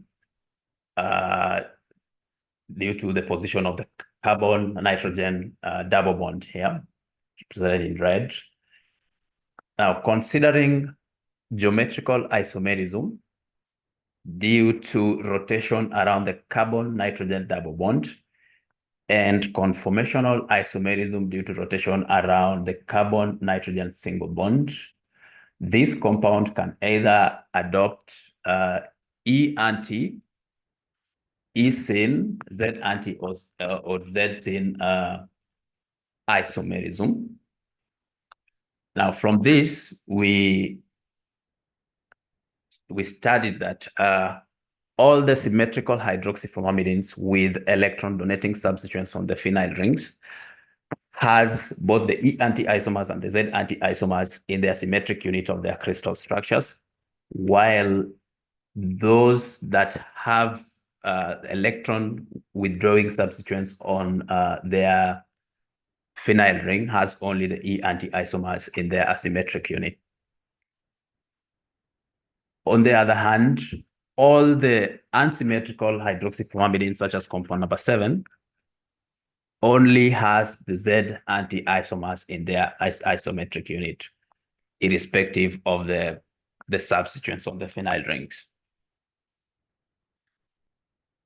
Now we evaluated how the different molecules interact in the crystal structures, where we observed that all the symmetrical hydroxyformamidins form hydrogen-bonded cyclic dimers, with those with E anti and Z anti isomers in their asymmetric unit interacting through NHN and OHO hydrogen bonding patterns, while those with electron donating, electron withdrawing groups interact through OHN hydrogen bonding patterns. On the other hand, the unsymmetrical hydroxyformamidins, all of them with the Z anti-isomers in the asymmetric unit of their crystal structures, forms two-dimensional supramolecular structures that propagates along different crystallographic axes, depending on the substituents. Now, looking at the stability and the strength of the hydrogen bonds reported previously, we calculated electrostatic, dispersion, and total pairwise interaction energies, where we realized that in the molecules that the symmetrical hydroxyformamidins that form dimers, the electrostatic energy is or contributes more to the stability of the crystal structures, as can be seen by the ratio of dispersion energy to electrostatic energy, which in this case is less than 1. Comparing this to those that form supramolecules, the ratio of dispersion energy to electrostatic energy is greater than 1, meaning that dispersion energy contributes more to the stability of the crystal structures. Now, looking at the total energy, we realize that those that form dimers are more stable as compared to the supramolecules due to the strong electrostatic energies that are present in the pairwise interactions. Now we calculated electrostatic potential mapping on Hirschfeld surfaces in order to understand why some of these molecules form has interactions that leads to formation of dimers, while others has interactions that lead to formation of supramolecules. Now, looking at the E anti-isomers, we realize that they have both the negative and electropositive region on the same side, while Z anti-isomers that has electronegative region and electropositive regions on the opposite side. This explains why all the molecules with E anti-isomers in their asymmetric units forms dimers, hydrogen bonded dimers, while those that have Z anti-isomers only form supramolecular chains. Now, this study has prompted us to explore the complexes of Z anti and E anti. This study has enabled us to explore. David, you got 5 minutes left. Well, thank you. I'm finishing. This study has enabled us to explore complexes of Z anti and E anti isomers of the same molecule, and therefore we we can be able to study the relationship between the isomerism and the catalytic activities of the complexes. Now, we are also motivated now to study the relationship between the FTIR spectrum of these compounds and the isomerism, so that we can be able to identify isomerism using FTIR result without going to the extent of growing crystals and doing X-ray crystallographic studies.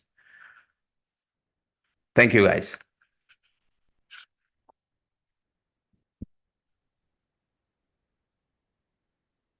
Thank you so much for your presentation. Do we have any questions on the floor?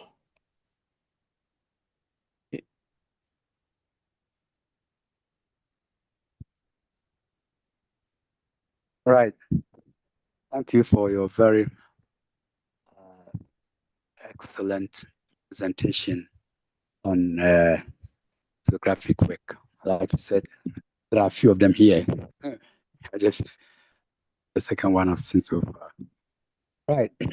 I'm just wondering about the some kind of your ability during the reaction process to control which kind of product you get.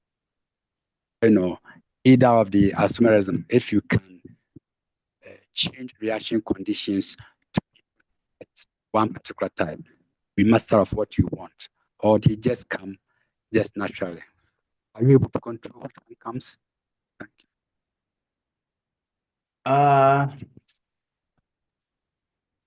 Let me come here. Okay. Looking at these structures here in solution stage, the isomers flips. So in solution state, you can have both hydroxy form and zeta ionic form flipping around, while in solid state, you end up having only one specific isomer locked into place. So we were trying to understand if the substituents on the phenyl ring will actually affect the type of isomerism that is going to be locked in place in solid state. Yeah, but in terms of the reaction, you cannot actually determine which isomers you are going to have in solid state. Right. So looking at bioavailability, yes, but looking at bioavailability, right, yes. or compatibility that you mentioned initially. Yep. So if you look at these structures, the solution state and the solid state, of course, in the biosystem, it's going to be in the solution state. So yeah, so if you look at it, are you able to tell that what eventually you get in terms of bioavailability, your objectives will be obtained if you are not able to control which of the isomers you obtain? Okay, in bioavailability. If we are talking about, because we have these as ligands, which we are going to use them to synthesize complexes. So if you introduce metals, for example, here, if you introduce metals to this to these ligands, the isomerism is going to be locked in place. So you can either have a Z anti-ligand forming a complex or a E anti-ligand forming a complex, but of the same molecule. So in solution state, the isomerism is not going to flip around because the metal is going to lock the isomerism in place. Thank you. Okay, do we have any more questions? Okay. Hi, Dr. David. For your compound 4, you mentioned that you have 2 conformations. But when you are complexing, how do you know which conformation will be the major one and which one will be the minor one? Won't you have 2 complexes in that compound? Yes. For example, I said here that we are going to explore the Z anti and E anti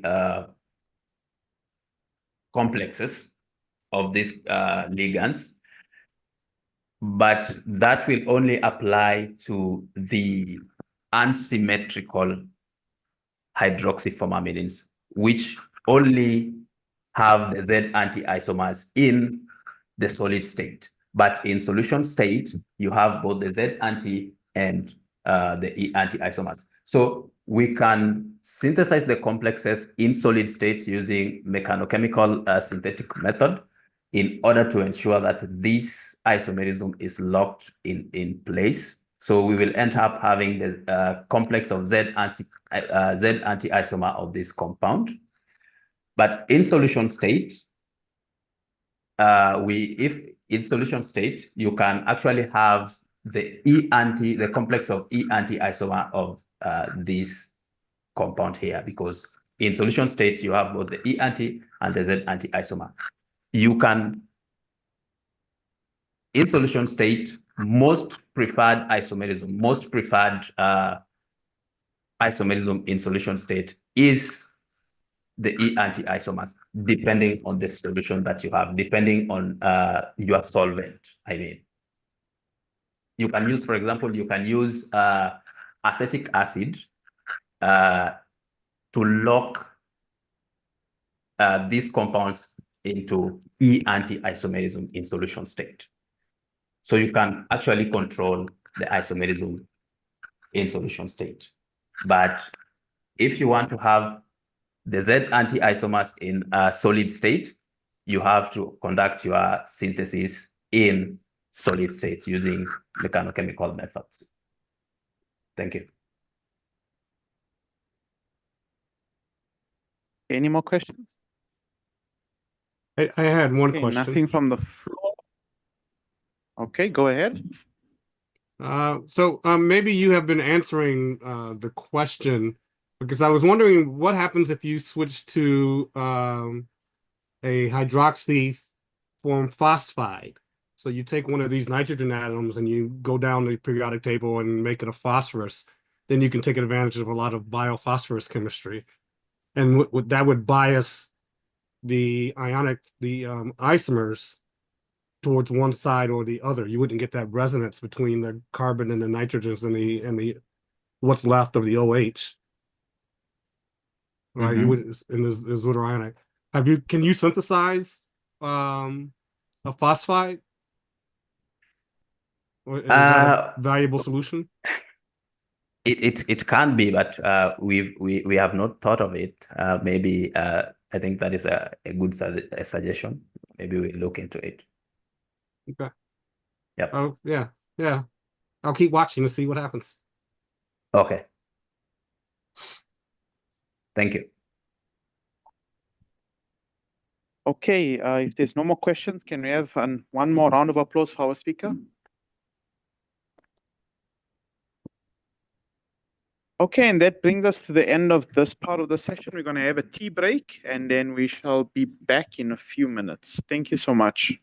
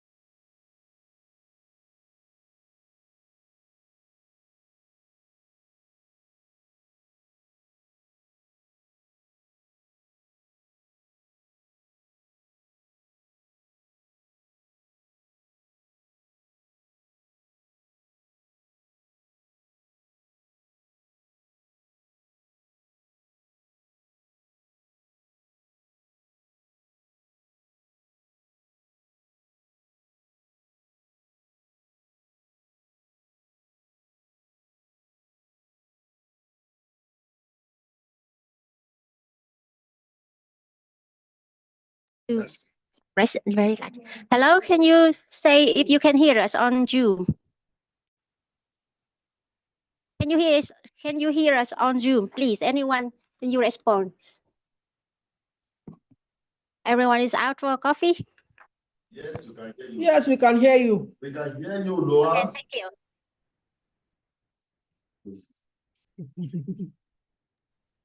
Next, please, can you hear us? Yes. Yes. Okay, so both mics are working. Thanks a lot.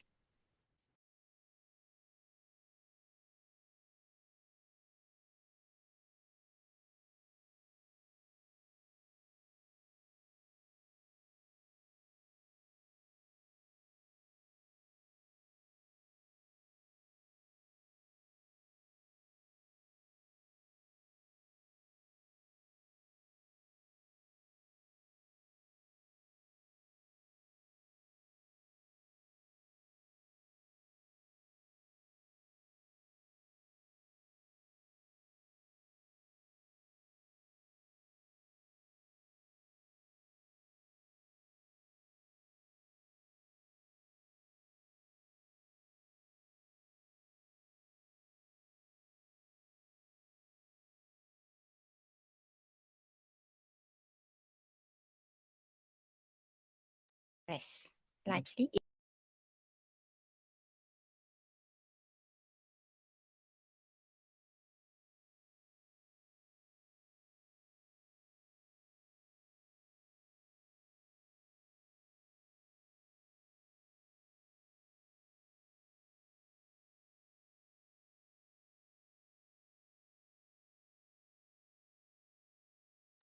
I think we can do it.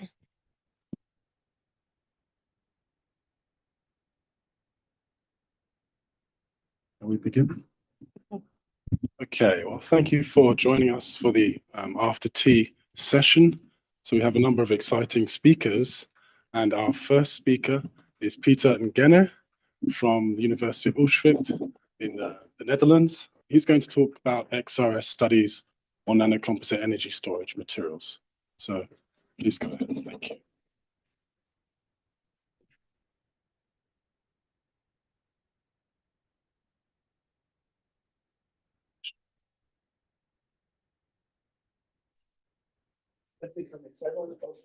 What's the problem?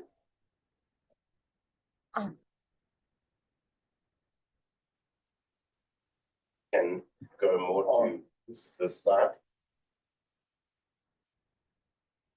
Okay. Yes. Excellent. Thank you.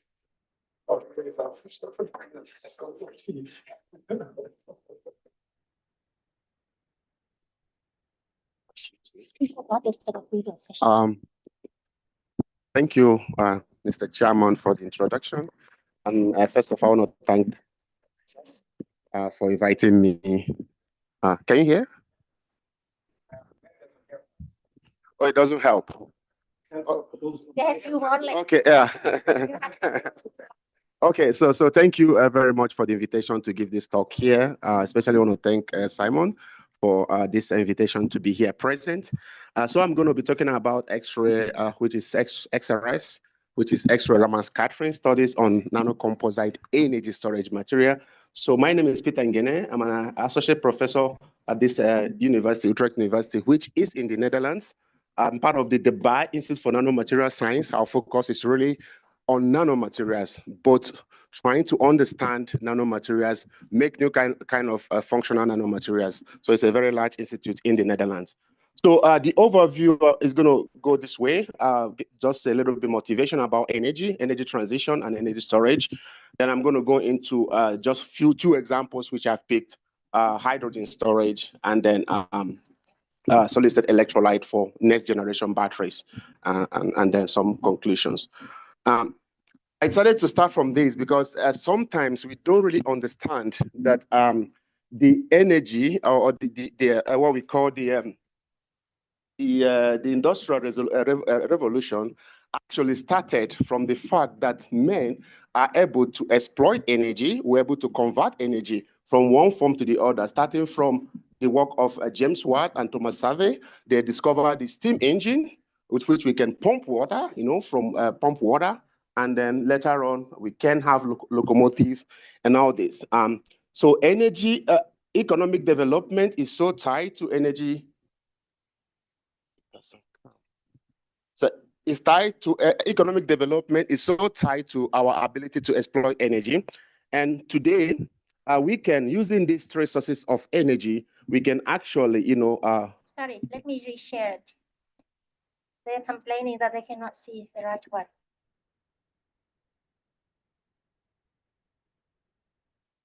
It's fine now? Okay, yeah. So using these three sources of energy, coal, crude oil, and natural gas, we can power our industries, we can transport ourselves from one place to the other, we can live very good life, our agriculture, we can even, go to the moon in this case. And what you can see, very slow, it doesn't come when I want it. Wow. Do you use ours or do you yours? It's yours, right? It's ours. Maybe just be patient a little bit. Or you want me to do it for you? No, it doesn't get to the next slide. Oh, slide. Yeah, yeah, yeah, fine. So what you can see, actually, the first time I saw this, I was a bit depressed because you can see that the economic development scale with our ability to use energy. What you can see here is the primary energy used per capita, and then this is GDP per capita, which is a measure of wealth. In that case, of course, US, they are just outstanding. They use too much energy, but they also produce a lot. And you see many other countries are increasing. At the China, they should be here right now. And what you see is that actually, so many African countries are not here. Actually, Nigeria is not even here. South Africa is not here. So it means that if we want to develop, we will have to consume more energy. Yeah? So that's just as simple as that. We need more energy to do that. And of course, what is the problem? What is problem is the fact that we cannot continue the way we are going simply because the use of fossil fuels actually lead to environmental pollution, which most of us know. We can see the CO2, the global CO2 level rising speedily, especially in this last decade. So there's increasing demand of energy. However, there's also pollution associated with the way we use energy right now. So we have to do something else. So, and that's why there is this move to go from these fossil fuels that leads to pollution to renewable energy or green energy sources. And because of the development technology, we can see actually that the contribution of these renewable energy sources to the total energy mix has been increasing over the years. So we are really getting there. We are doing more actually to make sure that we are going to these renewable energy sources. And this is basically driven also by the reduction, especially in the cost of photovoltaic. As you can see over the years, that the cost of solar panels has been going down because of innovation in this and mass production. But the problem with the renewable energy sources, as we can see, is the fact that, okay, it has a lot of, it's intermittent in nature.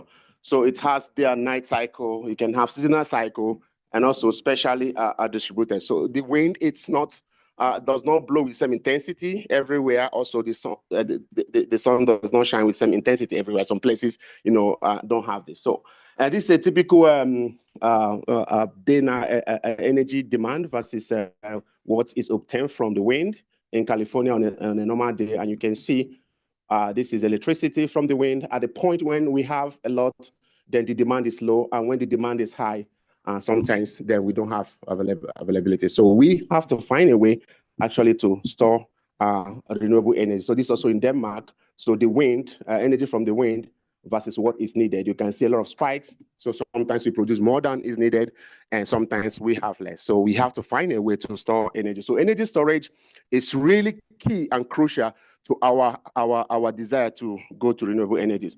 So what are the options we have? There are many options to store energy.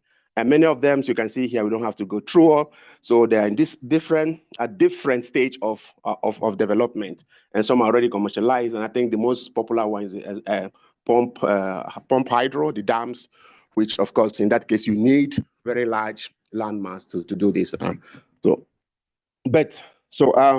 The motivation of my research, so as a materials chemist, so I'm a materials scientist. So I look at energy and energy storage from the viewpoint of material. So it's material.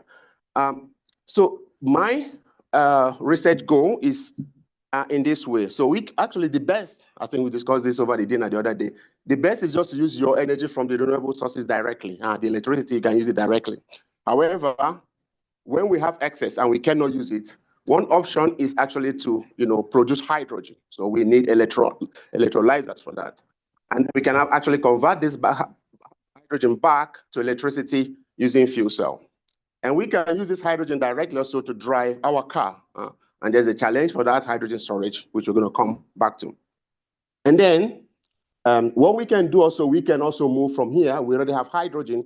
We can combine this hydrogen with CO2 from the atmosphere. So the CO2 that's a problem right now, we can combine it with, using electricity to do what we call electrochemistry. Using electrochemical route, we can produce these high valuable chemicals like ethanol, methanol, and ammonia. And this ammonia even can be converted to use to drive car. So this is what we can do. And with this, we can actually also power our industry, because you have something like methanol. If you start with methanol, you can produce all kinds of hydrocarbon that we need today, and also plastic and the rest of them that we need today. So we can start from simply this way, and we can do this. So alternatively,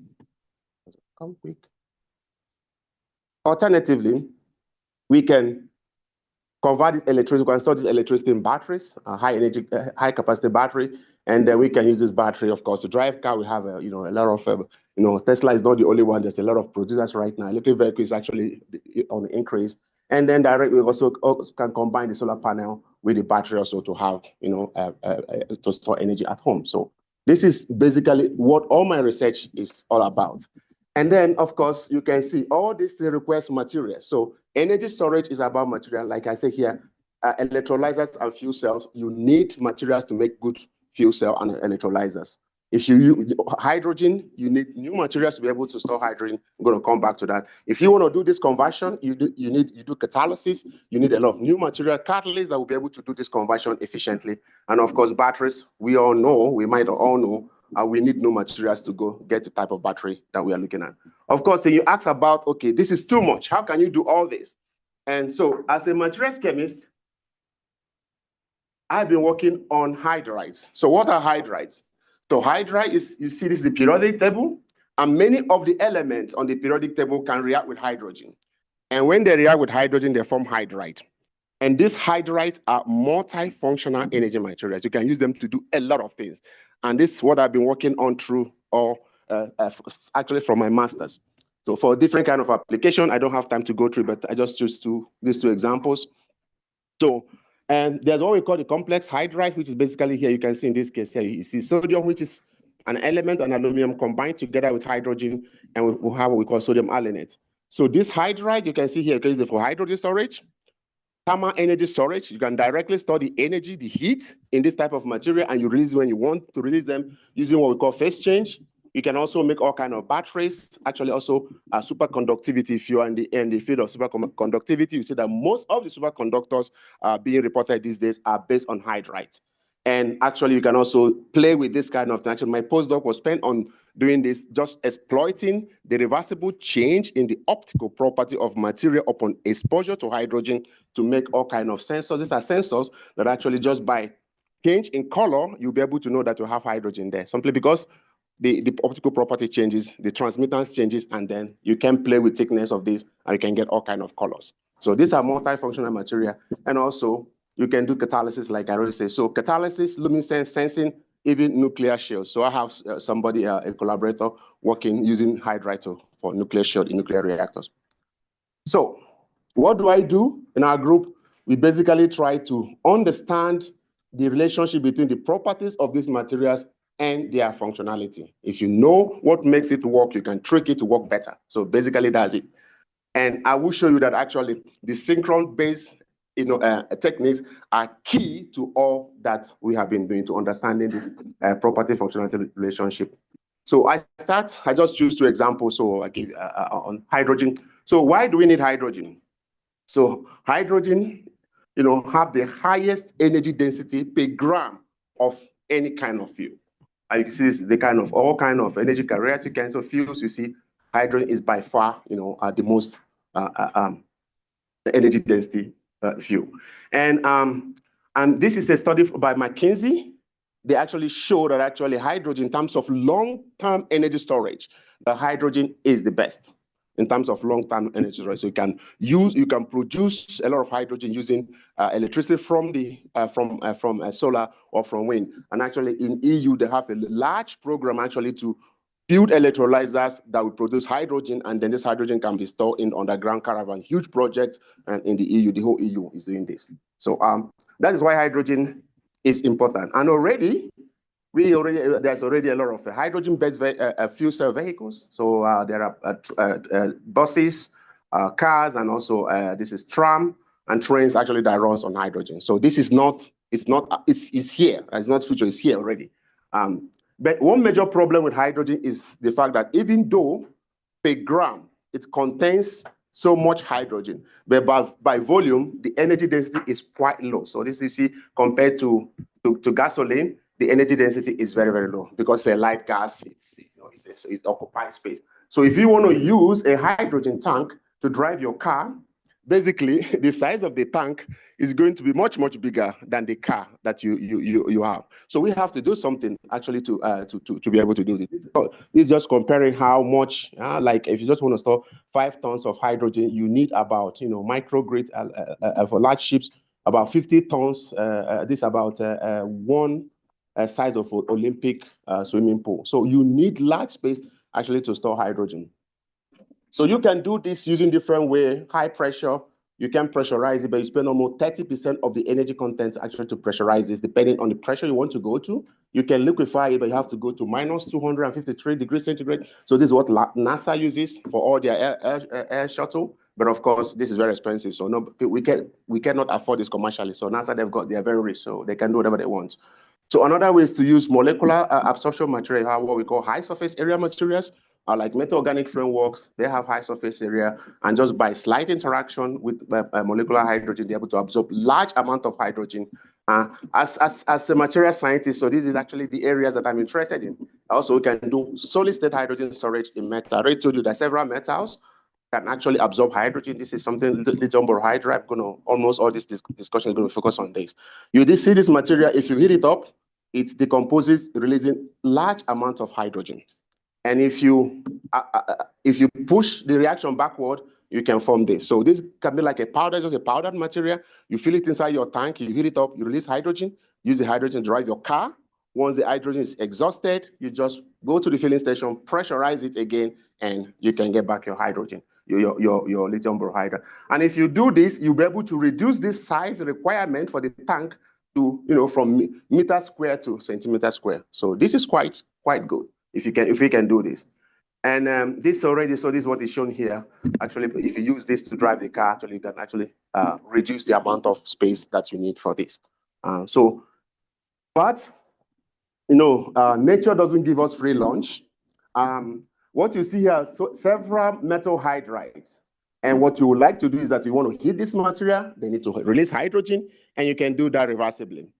And this is the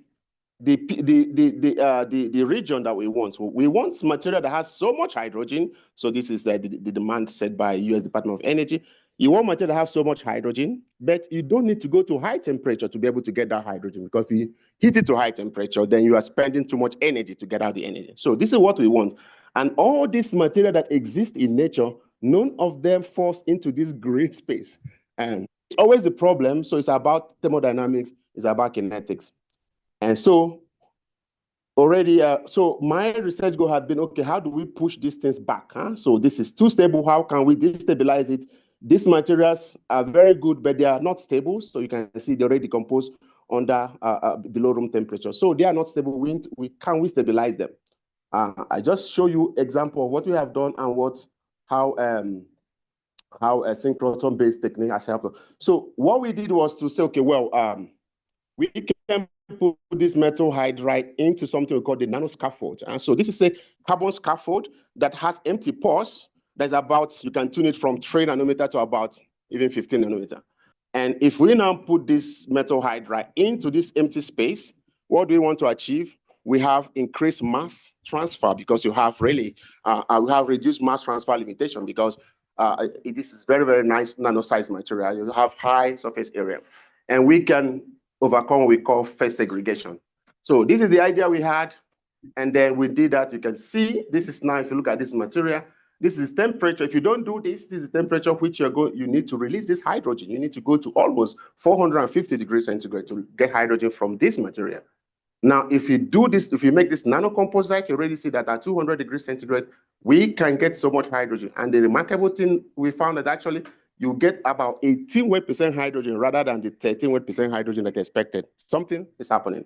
And you can see the same thing with all this different type of material here. You also see something large decrease in hydrogen release temperature because of this nanocomposite formation. And also, in terms of reversibility, your ability to do this reaction reversibly, so you can charge it. We can see that if you don't do anything, they don't uptake hydrogen. If you do something, you can increase the reversibility. Now, so the question we ask ourselves is that what is the origin of this improved kinetics? Why is it like this? Can we understand why it is like this? Because if we understand it, we'll be able to even make it better. And so we went to do X-ray studies. This is what we call X-ray Raman scattering. Why am I showing this? So first of all, this is conventional XRF, which most of us know. So if you excite a core hole into the continuum, then you get this kind of signal here. You have your pre-edge. You can look at the XENS path. You can look at the XRF path. So this is element specific, so which is very good. But if you begin to work with these light elements, which you see, because these are the elements that are contained in this kind of light compound, you want light compound because you don't want heavy things. And also for batteries, you have always all these light elements. Then you cannot use the conventional XR because at this low energy, then you require a lot of complication. I think, Marcos, we know this very well. And many of you who work on XR, you see you need very thin film, high vacuum, and you cannot do this on battery material and this kind of material we're looking at. So that's why we have to look at this other technique called X-ray Raman scattering. So what is it? Basically, this is XRF, that the conventional XRF that we know. So in XRF, you come with the energy that is equal to the binding energy you are interested in. Here, you can come with energy that is much, much higher than what you expect, or the binding energy of the element that you are interested in. And so what happens is that here, so there's going to be, of course, absorption, and there's going to be scattering. If you have a detector here, an analyzer here, and you can now tune the energy of this your analyzer. So what you are looking at now, what is different between the binding energy I'm interested in the energy. So if you tune this your analyzer to the difference between the incoming and outgoing, it will give you exactly the same, a signal that looks like Raman in optics, but you can use this using X-ray. So the advantage is that this gives us advantage to be able to really study this light element that ordinarily you cannot do with hard X-ray. So you can now use hard X-ray to study light elements. You are no longer limited by this limitation of requiring vacuum and thin film preparation sample. So this is how we did. It took several years to actually be able to do this, designing new cells to do this, and we've done this experiment, but at different synchrotron, because only very few synchrotrons in the world have this capability. We've done this at this different synchrotron, and I will not bore you with the detail how we analyze this. If you're interested, you can ask me. So what we found out is just a summary. What we found out that for this kind of material, so I think there's no time to really go into all this detail. If you want, you can ask me later on. But what we figured out using this X-ray Raman is that when we have this material, the bulk-like material, this is the way it will decompose, and it's going to give us 13.58% hydrogen. And if you remember before, I told you that we have about 18% hydrogen. Using this X-ray Raman scattering, we're able to really find out that actually there's a reversible lithium intercalation in between the graphene layers. And because of that, we have what we call destabilization. And this destabilization leads to complete decomposition of your material to give 18% hydrogen, which is quite high. Without this synchrotron-based technique, there's no way we could figure out this. So this is just a summary of that. And so let's move to the last part, which is battery. I hope we have time to look at it. So battery, of course, we don't need to talk about battery. Everybody knows the importance of batteries. And for large-scale energy storage, I think I put this morning only because I think I was discussing with Marcos where we talk about the fact that can you use battery for large-scale energy storage? This actually has been done in Queensland, Australia, where they're able to, they have this about 13 megawatt electricity from solar combined with battery in this case. So actually you can use battery to do this large-scale energy storage.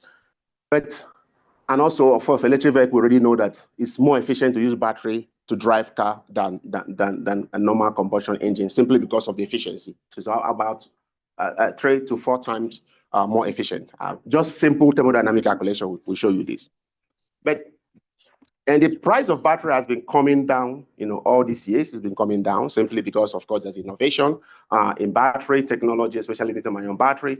But this is what we want. So this is the projected for really to be able to exploit large-scale application. We need to get it to about $80 per kilowatt hours. And to do this, then we need what we call the next generation battery, new battery types. And if you want to make a new battery, you need to understand how the battery works. How does a battery work and what is required? So this fundamental understanding. So what you see here is just simple example of how a battery works during charge and discharge. So we have 3 components, the electrodes, which is anode and cathode, and lithium goes in between the cathode and the anode during charge and discharge. So it's the movement of these lithium ions that enable you to get energy. So this is just a simple. So basically, in lithium-ion battery, you have 3 components. So you have the anode. In this case, today we have graphite, a lithium intercalated graphite. So a lot of carbon. That's why you open your battery, you see all these black things. They are the carbon in there. And then in between, we have the electrolyte. And then we have the cathode material. So, and if you need to now develop new battery material, we need to replace what we call this solid liquid electrolyte with something we call the solid electrolytes. So these solid electrolytes, we enable us to achieve high energy capacity in this case. And however, the problem is that these materials, solids, they are not very conductive. You really want to have high conductivity so you can charge your battery quickly, charge and discharge your battery quickly. So we have been developing what we call the solid state batteries.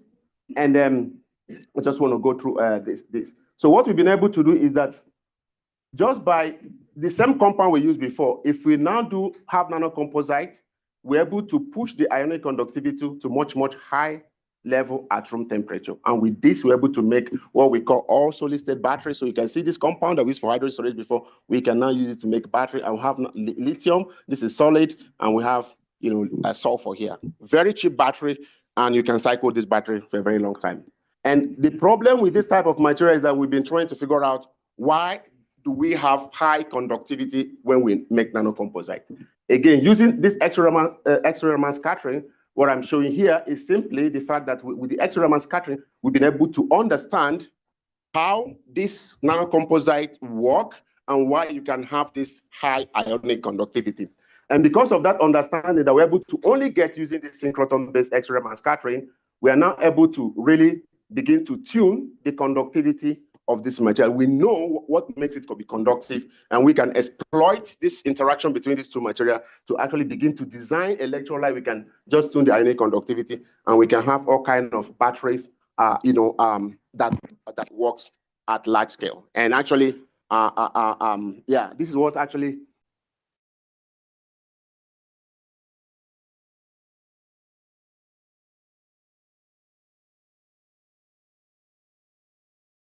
you can design new electrolyte, design new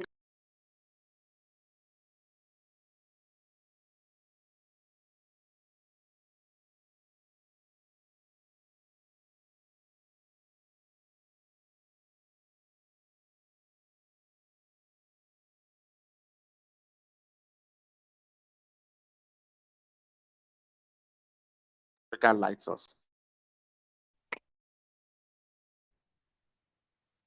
Okay, thank you for the nice talk, Peter. Any questions? Yes, I have. I want to ask a stupid question because it's on the car. On the car. So I want to know when you reduce the nitrogen, hydrogen tank, Does it depend on the engine or something? Like you reduce the tank based on what the size of the car or the engine? Very, very good. I think I rushed it. So what we did is just using a conventional car.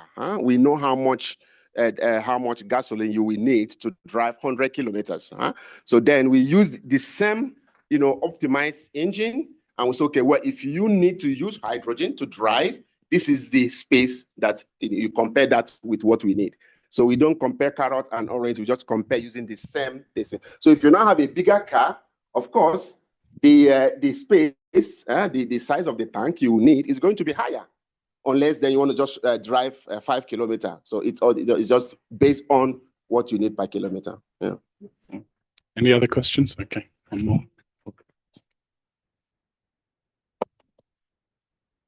But it may be also a bit of a stupid question for me because I'm a bit ignorant.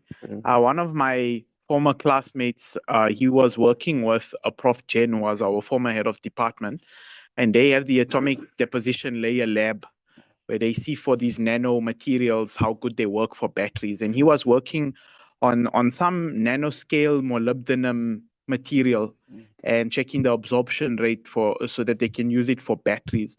And I remember him using some DFT software to simulate that. So do you also do these type of simulations, or is this more experimental work? Well, so I have a colleague, collaborator that is her expertise is on DFT. So probably some papers. So they do this DFT calculation, and then if you listen to the talk of Professor Frank de Groot yesterday, so he actually my colleague as well. So we work almost all this work we do together, and so we approach it both from the theory part of it, doing this calculation, to now be able to really understand what you see, because all these spectra that you see, all these results, they are very complicated. So you don't know what is happening. So you really need some kind of calculations to be able to now say, okay, this is what we expected, and this is what this result means. So we are doing that, yeah. And in most times, how closely does experiment match with theory in this case? Well, I'm not a DFT expert, so sometimes I say you can fit everything into DFT. I just make a joke about it. You can, but most times, actually, if you have a good expertise, we do see not all the time, not 100% match, but you can really use this DFT calculation to begin to understand this. So, yeah. Any other questions? Questions? I have one online. Lawrence. Okay, yeah, please. Yeah. So, Peter, I was wondering if you know what the reorganization energy is of your nanocomposites upon electron transfer. And I was wondering if you are if the system is in the inverted region of the electron transfer, such that the reorganization energy is greater than the delta G of the electron transfer, and where you get a decrease in the rate of transfer. That makes sense? You know what I'm saying from electron transfer theory? Lou?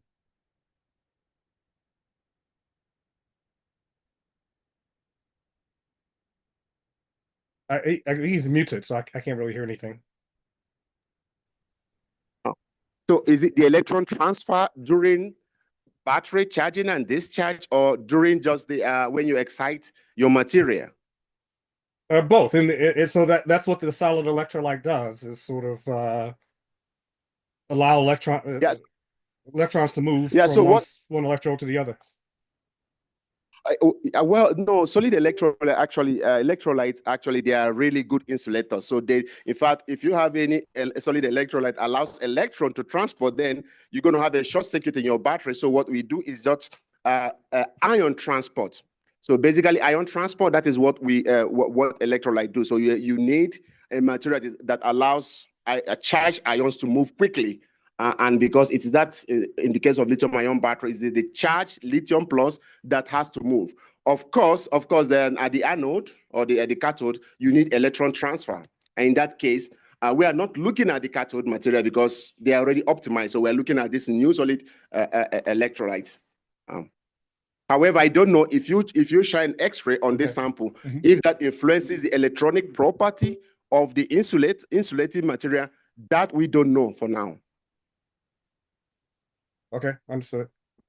Clear? If that answers your question. One more question? Go ahead. Yeah, just an ignorant question in a way. I'm always sort of made to understand that, or always understanding the battery system with lithium as sort of the element, which is kind of very much important. But I'm not quite sure the extent of availability of it, at least especially with the sort of movement towards it, and then also the possibility of its replacement, perhaps sort of with countries like China, everybody going for it. I don't know, but.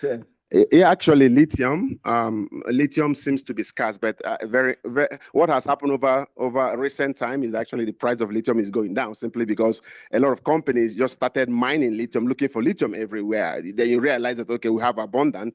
But of course, if we all have to switch, so right now, I think the amount of electric vehicle, I don't think is up to 10% of the total vehicle in the world, right? So if you have to even get it up to 30%, we will need more lithium.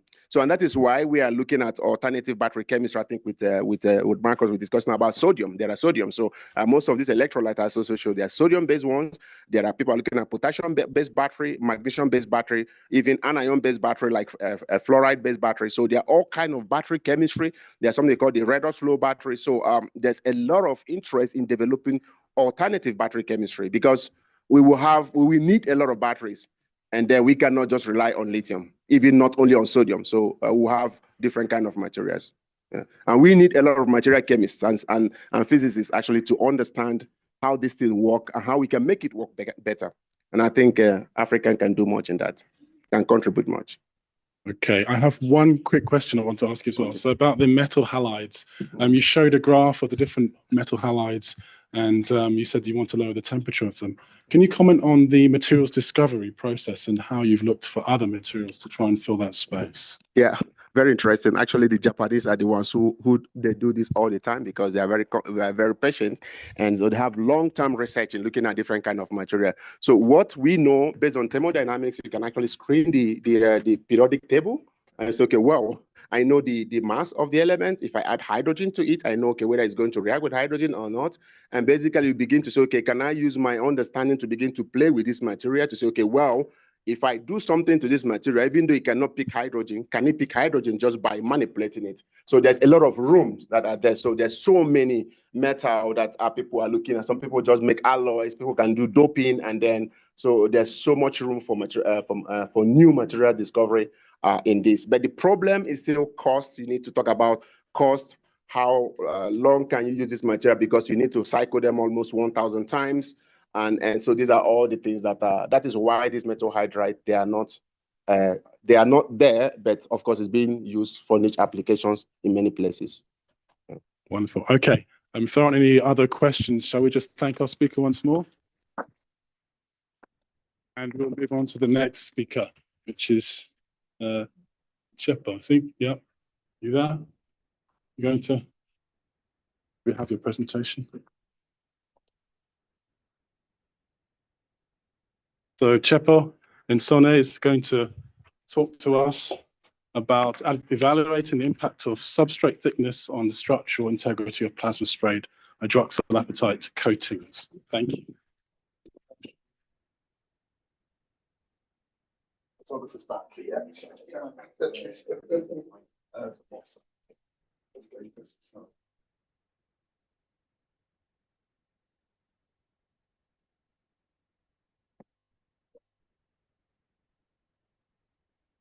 Chepa doesn't need much of an introduction. So, yeah, I don't know. They've seen the other photos. That is the laser pointer. The middle one. Yes, the green.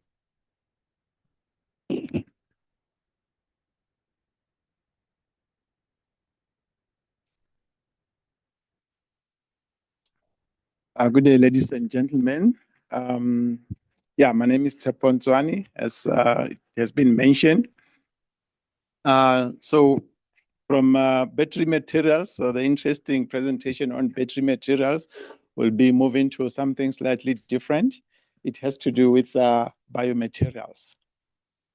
So in this, so the title of my talk is evaluating the thickness, the effect of a surface substrate thickness, on the structural integrity of plasma sprayed hydroxyapatite. So before I can proceed, I'm from NEXA, the Research and Innovation Department.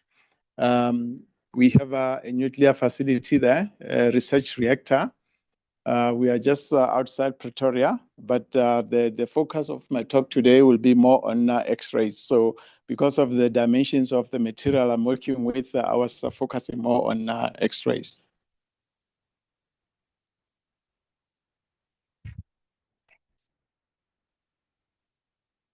This machine is really crazy. Slow down. Okay, so the outline of my presentation is as follows. I will say something about the material, introduce the material, explain to you how the sample investigated were prepared.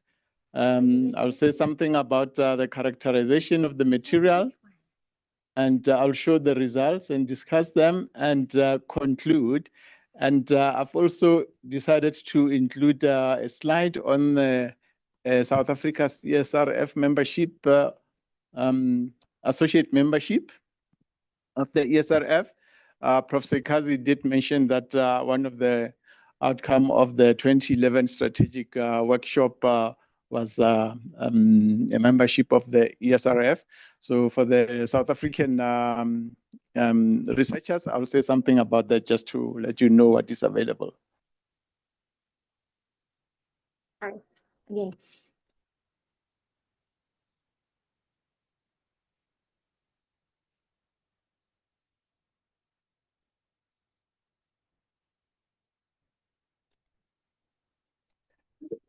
Okay, so yeah, there's been an increasing number of patients worldwide who relies on biomedical implants for repair and replacement of body parts to restore lost function, such as mobility.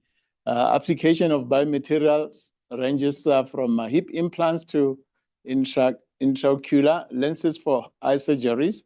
Some of the factors that contribute to this increasing needs include the aging population, which leads to longer life expectancy, embrittlement of the bones due to osteoporosis in elderly patients, mostly women, and increasing number of accidents in young people.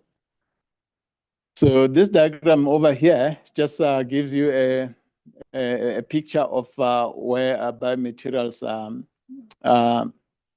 where applications of biomaterials are. Mainly they are in the spine, knee reconstruction surgery, bone cement, hip reconstruction. So it has been stated that the global orthopedic market share is around 40.5 billion. That was in 2018. I haven't checked the latest one and the latest statistics, and it has been increasing at that rate of 4.4%. And it was estimated that last year it will be around $67.9 billion. So for this particular work, our interest was mainly in this one, hip reconstruction. So if here there is a picture of a typical hip implant. You've got the femoral stem and then the ball over here, and then the acetabular cap. So basically, this thing articulates inside here. So if, let's say, you've had some hip issues, they replace the hip, then they will insert part of the coating into this part of the coating into the bone, and then this part will articulate in this cap. Oh, it's not moving. So biomaterials can be in pure metals, ceramics, or in composite. So the choice depends on the applications. And in load-bearing applications, hydroxyapatite has extensively studied owing to its similarity to the mineral component of the bone. And this is just the structure of that. is the unit cell of hydroxyapatite. You've got your calcium here in green, and then the phosphorus in this color orange. You've got oxygen in red, and then the hydrogen in white. So this is just one family of the apatite group. You've got chloroapatite and fluoroapatite, but for this particular work, we are focusing more on the OH group, hydroxyapatite group. So disadvantages of this material, although it's got some similarities with the natural bone, is because of its brittleness in load-bearing application, which sort of limits its application in this field. To overcome this, you normally coat it with a metallic substrate that has got a better mechanical properties. So you've got on one hand something that has got a material that is similar to the bone, and then deposited or coated on a metallic substrate, which helps it to carry the load. So there are a number of coating techniques that are utilized to do this, but this is the one that is commonly used because of the many advantages associated with it. Some of them being that you can deposit at a very high rates. You can deposit a very complex structure, like that picture of the implant, the hip implant that I've showed. And yeah, it's also inexpensive. It does not have, it has got its own disadvantages. The main ones being the thermal decomposition, because basically, okay, I'll explain in the next slide how it works. But one of the disadvantages is the thermal decomposition and rapid cooling rate, which result in some other phases that you don't want, like an amorphous content and residual stresses. So although the technique has proved very useful in coating metallic substrate, there has been some failures. And this picture over here, just it's an adhesion test where you sort of brought two components into contact, and then you pull them apart to see where the failure occurs, whether it's the interface or inside the coating. So this is one example where it shows that failures happen cohesively. In other words, within the coating itself, it can fail. So the aim of the investigation was to look at the effect of the substrate thickness on the thermal spray coating. In particular, we look at the phases that are formed as a result of thermal coating, decomposition, the crystallinity, and the residual stresses. All right, so over here, this is basically the material that the morphology of the powder that was used, hydroxyapatite powder. It was particles of irregular shape. If you look at closer, you can see that they were actually quite porous.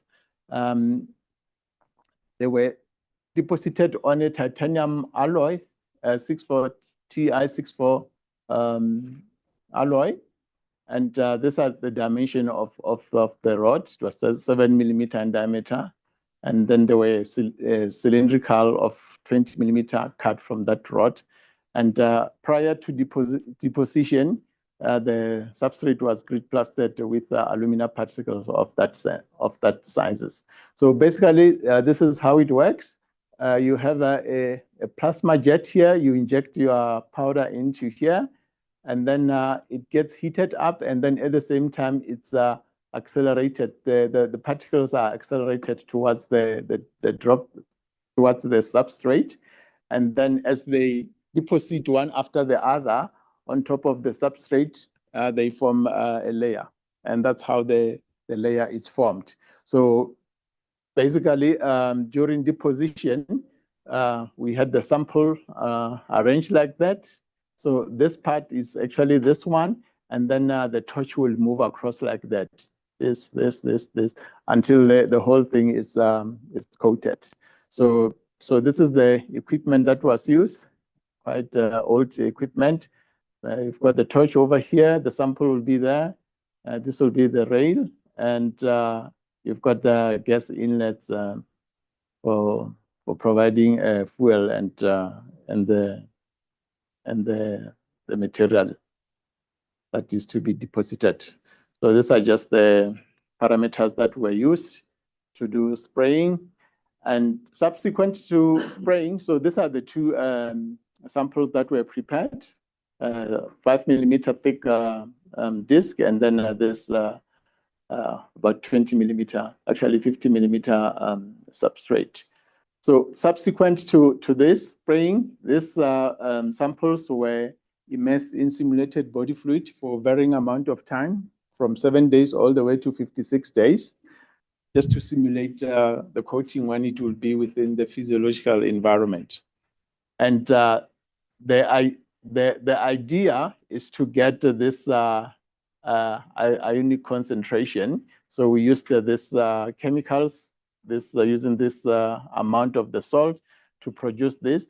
And this is how the two compare with what is in the human, in the blood plasma.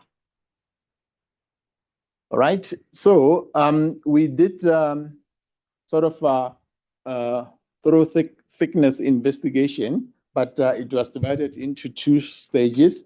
One was more at the near surface region. Let's say maybe you are less than 50 microns from the surface.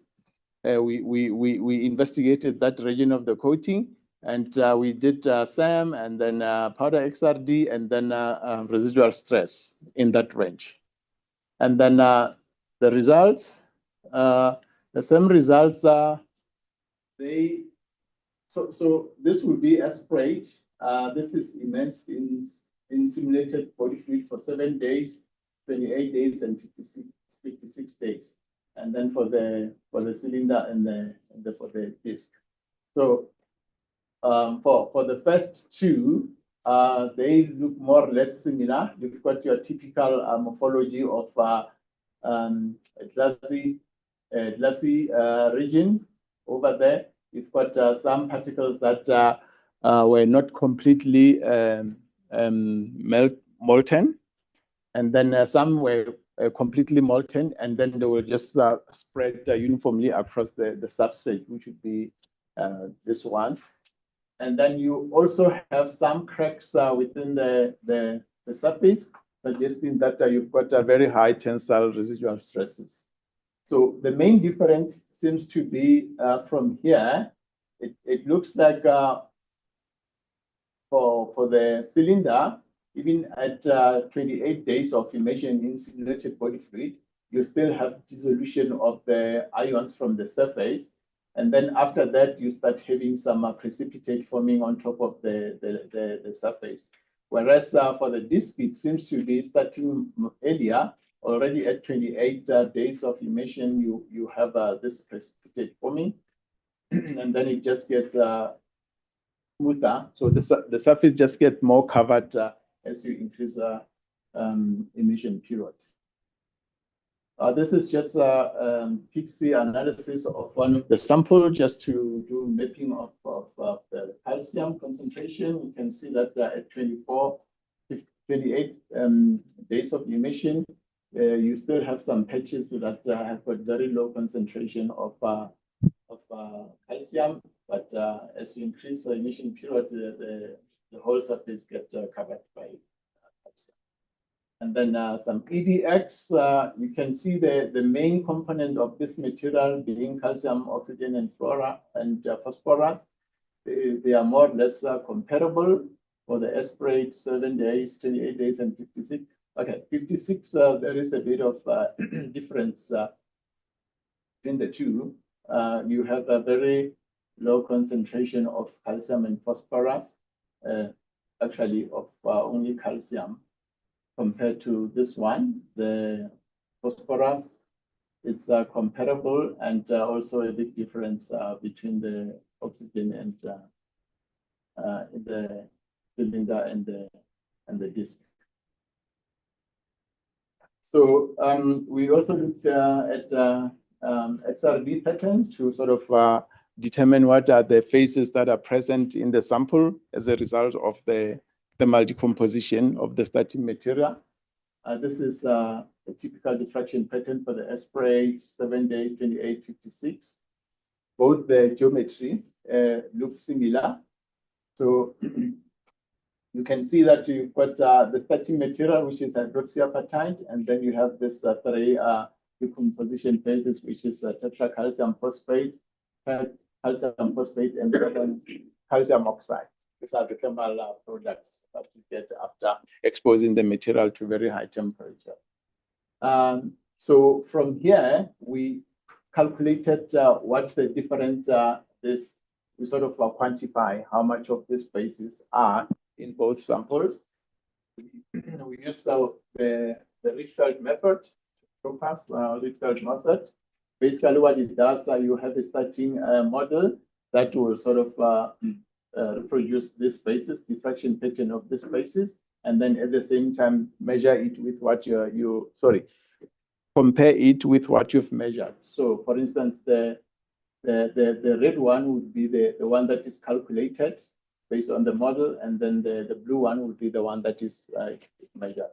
What we have here at the bottom would be what you call the difference curve. It compares the calculated one and the measured one. And as you can see, it's pretty flat, which is what you want to know how good the refinement has been. So after doing that, we've calculated, we've quantified all the spaces in here for both the geometries, C being the cylindrical one, and then F being the discs. So here it looks like for the for the disc, we've got low hydroxyapatite in the S-spray sample compared to the cylinder. The cylinder seems to have a higher hydroxyapatite in the S-spray. But after 7 days of immersion, you have more of hydroxyapatite dissolving into the solution and then increasing. Sorry. You have an increase in hydroxyapatite, and then it sort of stabilizes at higher immersion period. Whereas for the cylinder, you still have an increase, but the increase is not as steep as in the case of the disc. Okay, so we looked at the residual stresses as well because we are using two different materials, so they have two different thermal expansion coefficient. So as one gets deposited on the other, it will try to contract to the temperature of that substrate, and then as it does, the substrate will sort of constrain it from contracting, and that's how the residual stresses are generated. So over here, we measured across the surface of the disc and also across the surface of the cylinder. For the S-spray, the one that was immense in simulated body fluid for 7 days, 28 and 56 days. Here it shows that you've got higher residual stresses in the cylinder as compared to the disc. As you immerse in simulated body fluid, there are some dissolutions happening, and that dissolution sort of relaxes the stresses that you are having. So they sort of the difference between the two narrows down. It sort of remains the same here, and then after 58 days, they seem more or less the same. So the stresses in both the disc and the cylinder seems to be the same, and this can be attributed to the fact that after 56 days, you've got a precipitate that is forming on top of the surface. So the X-rays measure what is within the precipitate in both geometry, both the disc and the cylinder. So this light over here, it just basically what happens that these points have been averaged, and this one averaged, and then it was plotted as a function of emission period. If I can just say something quickly about this here, is that what this shows is that the residual stress within the coating or across the coating seems to be homogeneous. So you don't have a variation, too much variation of your stress as you move across the surface of the coating. Right. So basically, you seem to have sort of a linear behavior here with emission. Very high stresses in the aspirate, which decreases as you expose the coating in simulated body fluid. And then here there is a bit of a scatter, but the general trend is also decreasing from the aspirate to as you immerse in simulated body fluid. So this slide here just basically sort of summarizes the stresses that you experience in the coating. You have two types. In our case, there can be more. The quenching stresses, which it's proportional to delta T, the difference between the incoming, the temperature of the incoming droplet and that of the substrate. And this one, the thermal stresses, which basically, this is what happens when the coating is already deposited on the substrate, and the whole thing, because it was at an elevated temperature, it cools down to room temperature. As it cools down, those two will sort of apply force against each other. So there will be a force within the substrate and within the coating. All right. So that was just the first few regions of the coating. If you want to see what happens inside the coating, we went to do a high energy measurement at the advanced photon source. This is the facility, and these are just the beamline. We use this particular beamline is 6IDD. It's an insertion device, sector 6, and it's a high energy beamline. We used 100 keV of photons, which is equivalent to that. And the reason we used that is because we wanted to penetrate through the thickness of the sample. So we did the measurement in transmission geometry, which means that this was the sample, the coating. You came at 90 degrees, and then you want to go through the whole thing, which is why we used the high, because they are more penetrating. And these are the dimension of the beam. It was a very narrow beam, 35 micrometer by 400, and we used this detector. So basically, this is the setup. Your samples here, the layer, the substrate. You came with this beam at 90 degrees, and then it gets diffracted, and then you collect your diffraction pattern there, which is a Debye Shearer rings. And so this is how it looks. You've got your Debye Shearer ring, managed to capture the whole diffraction pattern, and then you can do some translation to have it in this form from there. And so these are the powder diffraction measurement of those samples at different depth with below the surface. So we are going in this direction, and this will be at the surface, and then you go deeper and deeper into the sample until you get to the interface region.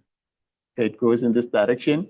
For the aspirate, 7 days immersed in simulated body fluid, 28 days and 56 days. So both geometry have a diffraction pattern that similar to this. And from that, we use topaz like we did with the measurement that was done with laboratory X-ray to investigate near surface region. And then this plot here just shows this particular phase, which is a hydroxyapatite phase for aspirate 7 days all the way to 56 days, how it varies with depth. You can see that in the beginning, it increases until it reaches some maxima around 110 or so micrometer below the surface, and then it starts decreasing. This is one of the thermal products that were formed. It decreases to the opposite of this, and then start increasing as you go deeper into the material. So this is the other one, tricalcium phosphate, and then this is the calcium oxide. So it sort of makes sense why it's behaving this, because all this needs to add up to 100%. So we did this for, I'm just going to skip some slides. So that was for the cylinder, for the disc, for the cylinder. So the difference here seems to be that you have a more spread in terms of these data points in the disc compared to in the cylinder. The cylinder, they seem to be more compact. Looking at the residual stresses, the normal stresses, planar stresses, it shows that the stresses seems to be more concentrated in the near surface region, whereas the interior of the coating seems to have very little stresses. This is for the normal stresses, and then for the shear components, it's very little. The overall, I would say they're below 10 megapascals. Okay, so same trend with the cylinder, and then the shear component, very negligible. And then these are the publications that emanated from that. And then the conclusion, both geometry, in both geometry, HAP is the predominant phase, with the tetracalcium phosphate being the main thermal product. This just shows that both HAP and thermal product initially increases and decreases respectively with emission period, subsequently decreasing and increasing gradually. The high and low crystallinity indices at the near surface and near interface region of the coating predominantly indicate that you've got the amorphous component predominant at the near interface, and then at the near surface region being more crystalline. Macroscopy studies reveal the secondary appetite phase forming on the coating substrate after 28 days. Residual stress are mostly concentrated in the near surface region, and higher residual stresses were observed in the cylindrical geometry. So here, I just want to say something about the ESRF membership, mainly to South Africans researchers who might want access to the facility. We do have an associateship membership with the ESRF. It's a medium term. It initially started in 2013, following the workshop we had in 2011, and it was for 5 years. Since then, it has been renewed a number of times, and the current agreement or membership will end in 2025, next year. So basically, yeah, and this is for non-proprietary use of the facility. So in other words, if you want to do something that is related to your degrees, your academic work, then you will apply for BIM time here, and then you'll get that. This is where the level where we are at 0.3%. And then this gives you access to BIM time. So basically what this agreement does is that if you manage to get your proposal accepted, then your travel cost, accommodation, and meals will be catered for. And it pays for a team of 3 researchers. So if you are 3, you've got a project that has been approved for BIM time, then they will supply you with the following. And it also do training of postdocs and scientists. There are few South Africans who spend time at the ESRF for postdoctoral training. Actually, I see Wilson, oh, not yet, Wilson, and yeah, as well spend some time there. Okay, so I would like to acknowledge the following.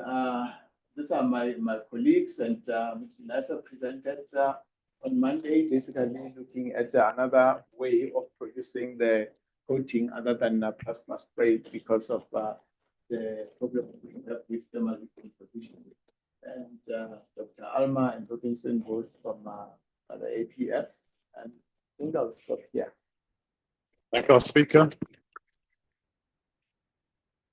It's nice to see the utilization of the international synchrotron facilities. Are there any questions?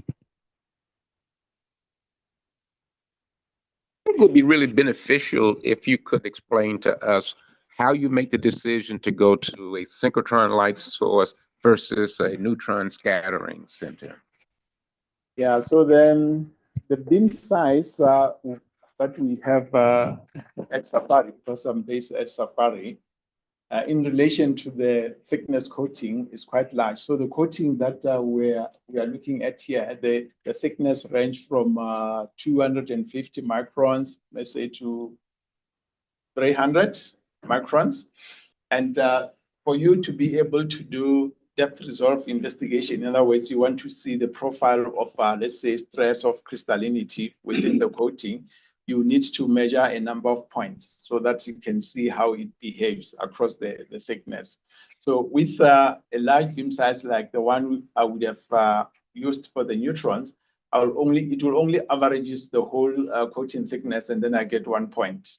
And from 1 point, it's a bit difficult to see what the trend of the stress or the phases in the sample are. So to do that, you need to go to a synchrotron facility where you can get a very small beam size, like you saw in this case, the beam size was 35 microns, which is quite small. I mean, for a coating thickness of the one that I investigated, you were able to get a number of points across the thickness with that beam size. And the other thing, of course, is the fact that I wanted high energy to go across the whole coating thickness. And I also wanted to take advantage of the flux, because the flux is high, so measurement actually went quite fast. So those were the main thing, the fact that you can select those parameters, the energy, the beam size, and okay, the flux, it's fixed. Any other questions? Okay. Yeah, thanks for the nice talk. Just a simple question. The last slide, you mentioned that the usage is 0.3. I didn't understand what you mean by the usage of the ESRF is 0.3. So 0.3%. the ESRF has got member states, and they have I don't know what is the correct rate. Oh, sorry. It's got member states, and each member state contribute to the cost based on how much beam time they get. So our contribution corresponds to 0.3% of the total beam time that it's available at the ESRF. Okay. And then in that, you can actually access any of the beam lines. Okay. And then South African users able to utilize the whole 0.3%? Yeah, actually, in most cases, we've been exceeding that. I think there were cases where we did 0.8 or 0.6. Yeah. Okay, one more question. I thank Tepo. I know that if I'm not one of the first that make use of the opportunity for this agreement, I think I was not one of them, if I could remember. But you mentioned something about the flaws, and I want clarity because about the flaws here for the neutron. You say high or low flaws? No. Okay, I didn't specifically mention the flux. I was talking about the size, the beam size, that in relation to the coating thickness, it's much bigger. Sure. So you, at most, will get just 1 point, and then you won't be able to see what the trend is across the thickness of the coating. All right. I think it's be better than, yeah. Okay. Okay. One more question. All right, thank you, Seppo, for the presentation. I just want to ask that, do you intend to use TEM to look at the precipitate types, coalition and all that? Yes, actually, we are planning to use the facility at Nelson Mandela University. They've got a very good TM facility there. So the next step would involve that. And the other step would be to do some pressure studies of this coating to see what happens if you expose them to the pressure that will be corresponding to the human weight. So maybe we'll look at pressures corresponding to different weight and see if they introduce any phase transformation, and also try to see what the failure mechanisms would be when you expose them to. So that will be like future studies of the coating. Okay, wonderful. Thank you. So I think we'll thank our speaker now. We got some talk and we'll move on to the next speaker. Thank you again. So I think our next speaker is online. I hope you're there. Yes, Iju Montani, thank you for joining us. Ohayo de gozaimashita. And he will be speaking about, his topic is exploration of the Earth's inner core using synchrotron X-ray radiation from Tohoku University. So please, if you can share his slides. Can we share his slides? If you can share your slides, yes. We can't hear you. I think you're muted. Yeah, okay. Unmute. Can you hear me? Yes, I can. Okay. So please go ahead.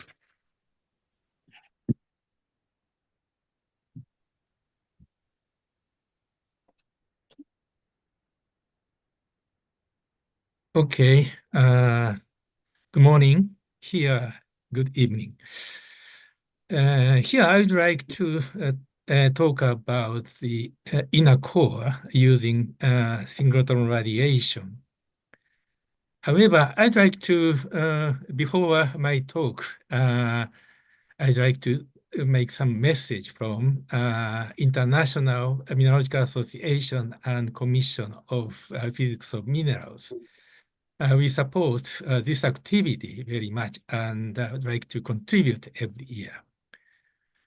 Well, I would like to talk about the composition and about the inner core issues. This is just this is a cross-section of the Earth interior. As you know, the Earth interior is composed of a layer structure like crust, mantle, and core. And this is a seismic model of the Earth interior. We know that density distribution and sound velocity distributions. But the big issue is what is material composing the Earth interior. Today, I'd like to concentrate about the inner core. Inner core is the center part of the Earth, and which is extremely high pressure and temperature conditions. This is inner core of the Earth interior.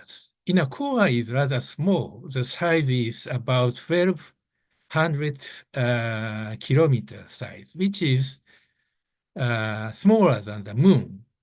Lunar radius is 1,700 kilometers, so that it is much smaller than the moon. So, but inner core is the last frontier of the earth sciences, because the inner core is very extreme conditions. The pressure is 330 GPa and 365 GPa, and the temperature is extremely high, above 5,000 Kelvin. And the internal structure is still under debated, and inner core might contain some light elements such as sulfur, silicon, and oxygen and hydrogen. So we want to know what kind of material is existing in the Earth's inner core. Inner core, there is several arguments, still debated issues. And major idea is the SCP hexagonal close-packed iron light element alloy is composed of the inner core. But other opinion, for example, BCC or B2, this is ordered structure of B body center cubic iron lightweight alloy. And also another opinion that there might be a coexistence of a hexagonal cross-packing phase and BCC phase. And I'd like to talk about this possibility in this talk. Here is phase relation of iron nickel alloy and iron nickel silicon alloy. And at high temperature and pressure diagram. And we observed existence of B2 ordered BCC structure, B2, and hexagonal cross-packed phase at very high temperature, about 3000 Kelvin, close to the melting point. If we go lower temperature, conventional idea SCP ion is stable. The same situation exists in the iron nickel silicon bearing systems. Again, we can see a B2 plus SCP phase very close, very high temperature, close to the melting point. Therefore, however, there is no data about sound velocity of this B2 phase. So in these topics, I'd like to talk about sound velocity measurement of iron nickel silicon alloy to the core pressure. And we used in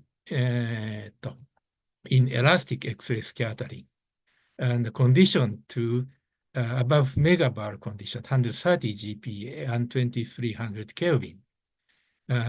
We created this kind of extreme pressure and temperature conditions. We use facilities of Spring 8, which create 8 JEV electron beam, which is located in the western part of Japan. And we use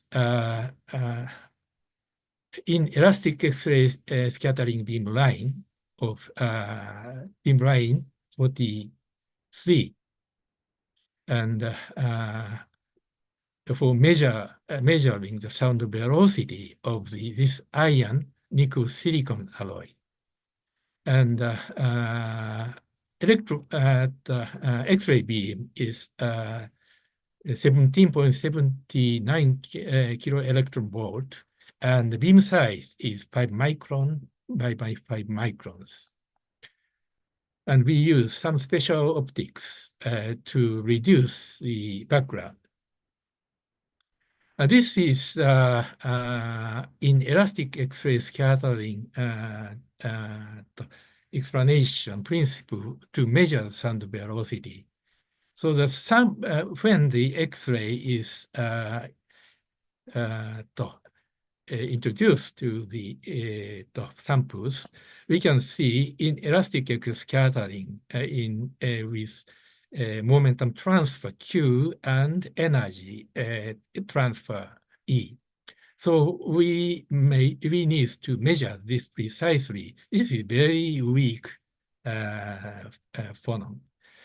And after that, we obtain Q and E relationship to obtain the phonon dispersion curve, which is related to these equations, sine curve fitting. And we obtain from the compression mode of inelastic phonon, we obtain VP directly. So this is a principle to measure the sound velocity by using inelastic X-ray scattering. This is, we use some special optics we call solar screen. This is diamond anvil cell, and solar screen is here. We use this system to reduce background. This is in elastic X-ray scattering, which we used, and we can see clear peak of the inelastic excess scattering of the sample when we use solar screen. Without this system, it is very difficult to obtain this kind of small peaks. And also, we use a diamond anvil cell to make pressure generation. This is a tiny diamond anvil cell with the size about 50 millimeter, 5 centimeters, and with anvil for as diamond. And the curette size is very small. And in this particular case, we use 70 to 100 microns curette was used for in elastic X-ray scattering. And next, heating. We use portable laser heating system for IXS. We call it compact. And this is a picture of the this portable laser heating before assembling. This is a diamond anvil cell and the base of the heating system. This is assembled heating system for this contains two laser beam. Double-sized laser heating was used for heating the sample in diamond anvil cell. This is diamond anvil cell and X-ray, and laser is over there using fiber scopes introduced by the fiber scope. And this heating system is quite stable, and 30 hours for at 2300 and 10 hours, more than 10 hours heating is possible at 3000 Kelvin. Oof. And this is 5 more minutes. okay.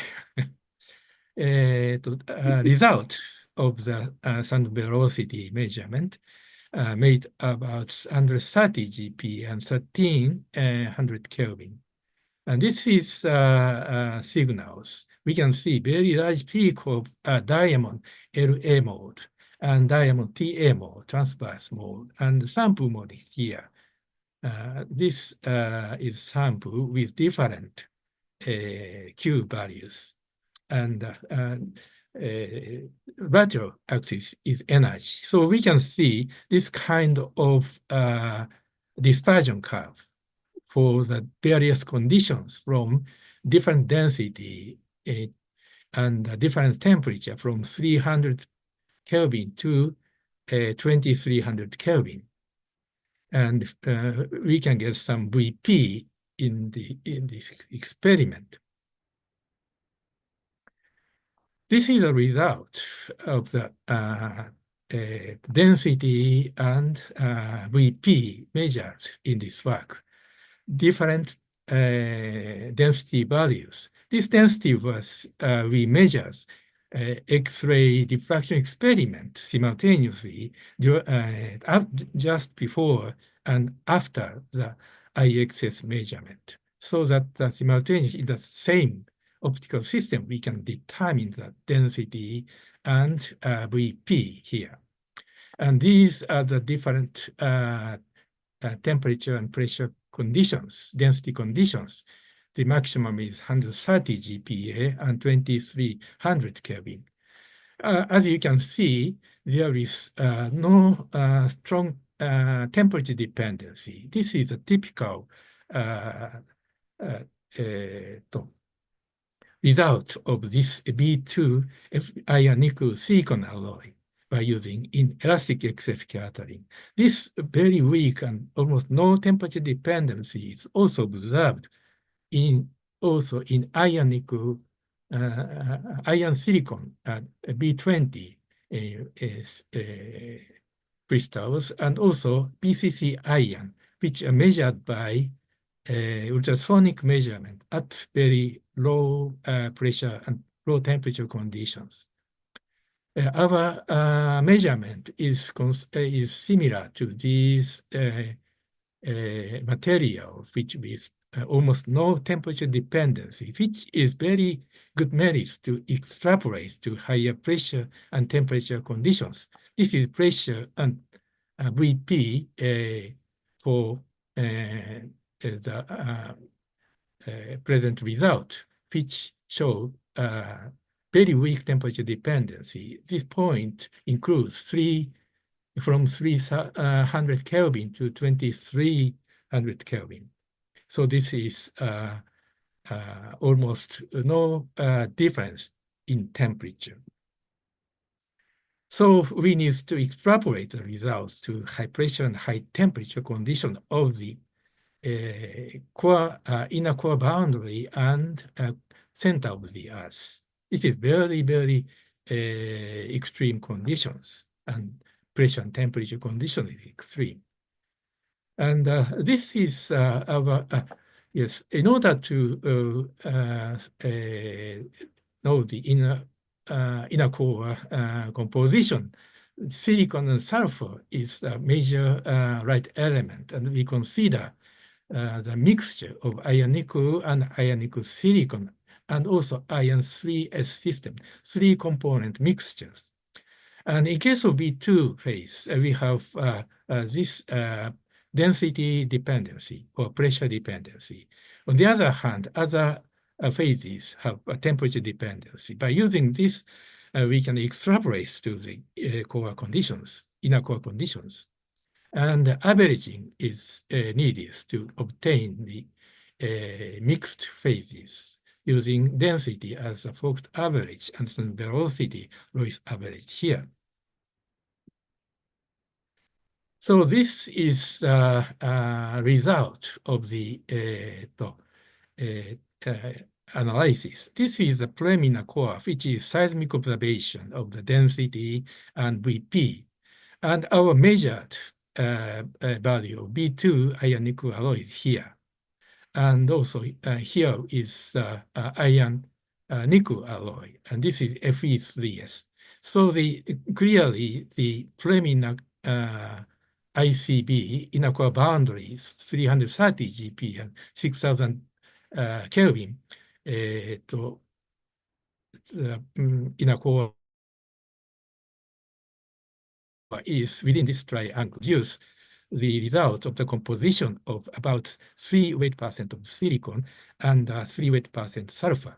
This is estimated inner core conditions at ICB. Here is, if you can go to the center of the Earth, a bit different. So this is 365 GP and 6000 Kelvin. Which contains about 1 weight% of silicon and 7 weight% of sulfur. So it is a bit different. So this compositional difference within the core is very interesting. The ICB is inner core boundary. The shallow inner core contains high silicon content. On the other hand, deep inner core contains sulfur, more sulfur-rich, low-temperature component. This is quite interesting because it is opposite of we expected, because higher temperature components should be deep in the core, formed in the early stages, but actually it is outside the inner core. Therefore, we may need some overturning by convection, which might show some active inner core conditions. There are some reports of the possible convection within the inner core, thermal and some chemical convection, or lopsided growth.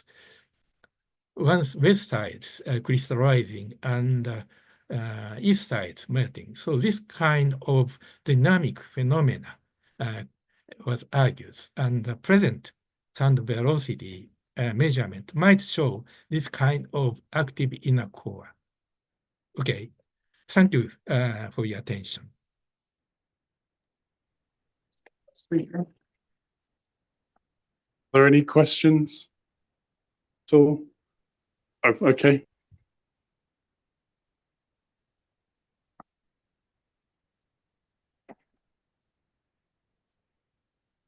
Yeah, thanks for the presentation. I wanted to know what influences the sound velocity because you did show for some materials, the temperature has no impact. And then the pressure has so much impact. And I can imagine that the density decreases so much as you go to this high pressure. So does it then mean that it's then the density or that which is the coordination of the material which changes at high pressure that influences the sound velocity more? Yeah, it is. Thank you very much. I think that we observed very small temperature dependency in this particular structure of B2, iron nickel silicon. But on the other hand, there are many phases, materials which have very strong temperature dependency.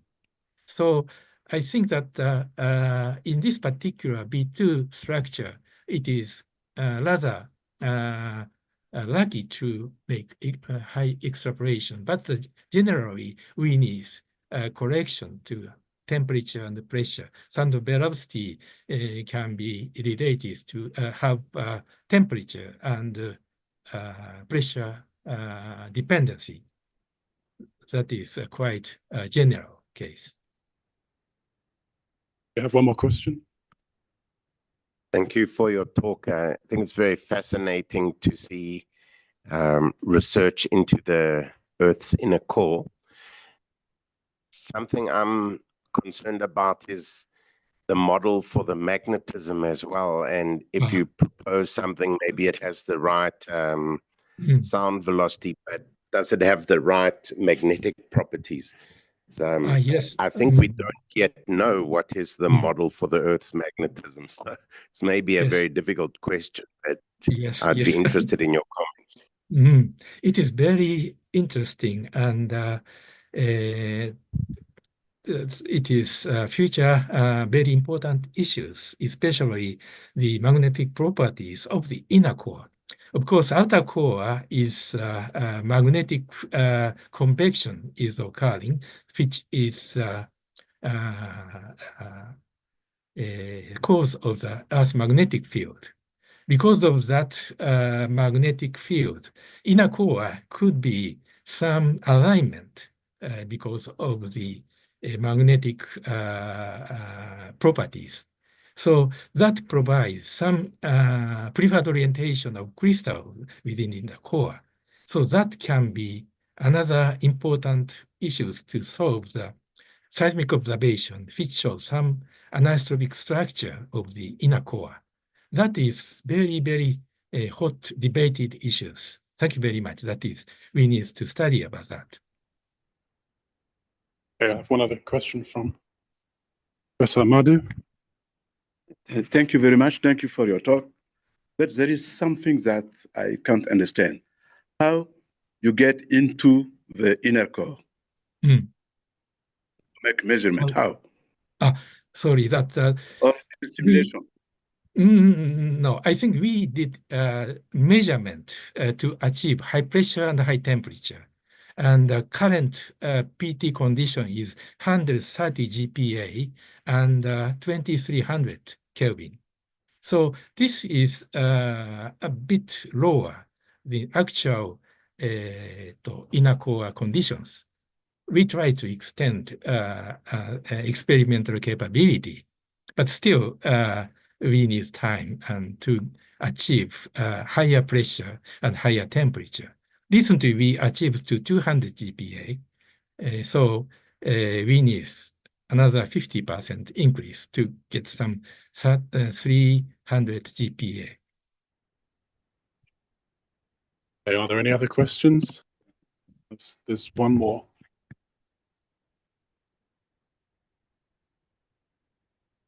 Okay, thank you. There's something that I missed because I saw for your composition there it's 68% for your iron and 0.06 for nickel, etc.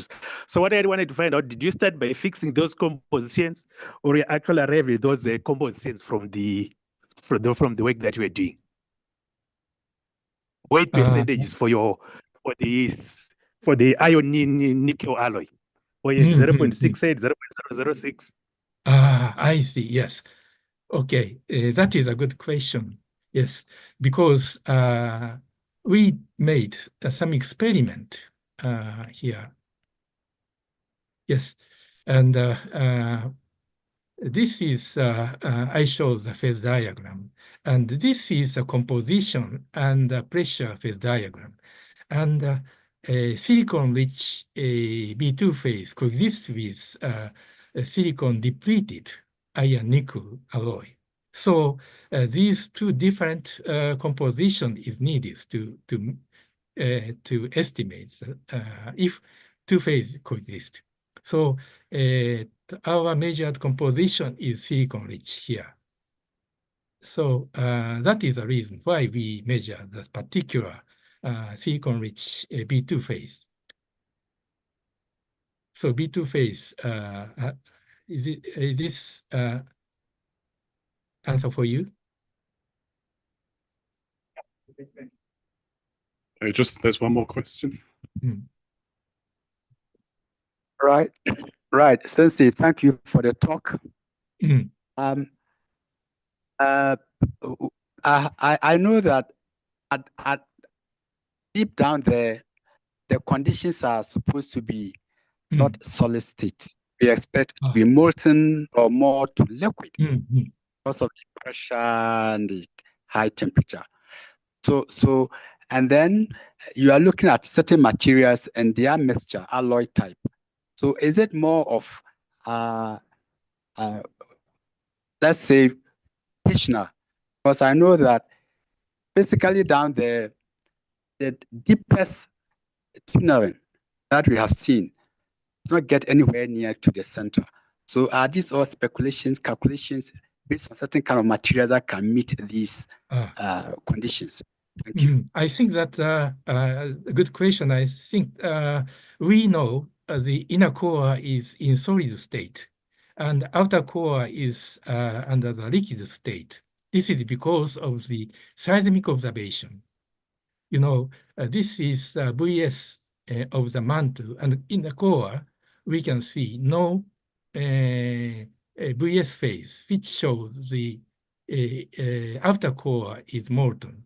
So this is actual seismic observation, and we know outer core is molten. On the other hand, if we go to the inner core, we can see VS, so inner core is under the solid state. So I think that is essentially based on the seismic observation. Good. Are there any other questions? If not, then shall we thank Professor Otani again? Thank you. Thank you very much for your attention. Wonderful, Agnes. Thank you again. Okay, so shall we move on to our next speaker? I think he's online. Maximiliano. Yes, I'm here. Did you hear Wonderful, me? thanks Do you for- hear me? Do you hear me? I do, yes. So Okay. we have Dr. Would you like to share your I share my screen, slide? yes. Okay, please go ahead. You see my screen? We can, yes. Okay. So good morning to everyone. I'm Maximiliano from Perugia University, and first I would like to say thanks to the organizer and also to you to being here. And today's talks is focused on the high pressure behavior and their structural evolution under pressure of layered double hydroxide and on their synthesis for their application inside cement paste. So this works fell down inside a big project called the Vitality Research Project that was founded by the PNRR Fund, and inside this project, inside the cluster called the Nanomat, there is the project entitled Engineering Sustainable Concrete based on nanomaterial and recycled demolition waste, where inside this project work several researchers from different backgrounds, starting from the Department of Physics and Geology, that was that win the project, but also from the Department of Engineering, the Department of Pharmaceutical Science, and the Department of Chemistry, Biology, and Biotechnology of the University of Perugia. So the main aims of this project are to introduce nanomaterials such as layered double hydroxide inside cement, and also using waste materials like recycled concrete aggregates to improve the mechanical properties of the new blended cement, but also to reduce the impact of the cement industries and improve the durabilities of concrete and also reinforced concrete. In fact, as you know, in recent decades, the demand and production of cement significantly increased, with a projection for the 2050 of about 5 billion metric tons of production. And also, the cement industries account of more or less 7-8% of the CO2 global emissions, and more than of the 50% of this 7% is made due to the clinker production. In fact, limestone were burned at high temperature and over 900 degrees losses CO2, but also due to the high temperature needed for the cook of clinker, more than 1,400 degrees. Then there is another problem related to the reinforced concrete, because they are affected by the corrosion of the steel bars, especially in presence of chlorine, carbonates, and sulfate anions. In fact, in environment like marine environment, the alkaline environment of the concrete were reduced, and so the protective layer disappear, and the pH slowly go down, and so were reduced, and so the corrosion affect the steel bar and the concrete itself, so reducing their durability. So one way is to introduce possible additives, and from the different type of additives tested, one that emerged as excellent additives are the so-called layered double hydroxide, in particular in their nano forms, because they also define it as anionic clays that, thanks to their particular chemical and structure, chemical property and structure, can be very useful inside cement paste. In fact, these layered double hydroxides consist of positively charged layer with the intercalated ion, as reported here on the picture, inside the two layers, and below you can read the chemical formula characterized by the two metals, the divalent and the trivalent cations, the presence of the interlayer anion, and also the different water content. Here, just a better view of how the crystal structure of LaDH are made, with the different brucitic layer, the alternation of the different brucitic layer, with in the middle of that layer the presence of anionic species. But also LaDH have several environmental applications, because they can recover, can be act as gas absorption with the recover, for example, CO2, but also, as said before, can be ion exchange, in particular anion exchange, essentially, and very useful for cement paste, can remove ionic contaminants, but also we can make selective ion tuning. But also they can reduce porosity in that case of cement paste, due to their very small dimension, because they can be synthesized in nano forms and can improve the mechanical properties of concrete. LaDH inside cement paste can enhance early and late strengths of cement, can be seed of nucleation, can act as filler, and increase the tortuosity of the pore. So for first, we focuses on the synthesis of the nano LaDH in nitrate form using the ultrasound-assisted co-precipitation methods, and we characterize the product using different techniques, starting from the X-ray power diffraction to infrared spectroscopy, and also morphology analysis using scanning and transmission electron microscopy. So the ultrasound-assisted co-precipitation method consists of using a sonicator probe inside the mixture of salts plus soda, just to adjust the pH, and using the principle of acoustic cavitation, a very high number of bubbles were created at very small bubbles that imploding each other, separating the crystal during the synthesis. After the synthesis, the sample were washed to remove extra salts that not reacted during the synthesis. So here we report the results of the synthesis. You can observe in blue the results of our work compared with two other different techniques of synthesis that can give us very high purity and member in the nitrate and carbonate form, respectively in red and blue, just to show you how our synthesis is very pure in the nitrate form, because the peaks of the X-ray power diffraction overlap with those of the red one, that is the nitrate made by another synthesis. But also you can see the purity of our synthesis given by the tissue spectroscopy. You can observe the typical here vibrational mode of NO3, but also the absence of the vibrational modes due to the presence of carbonates located near 700 and 900 centimeter -1.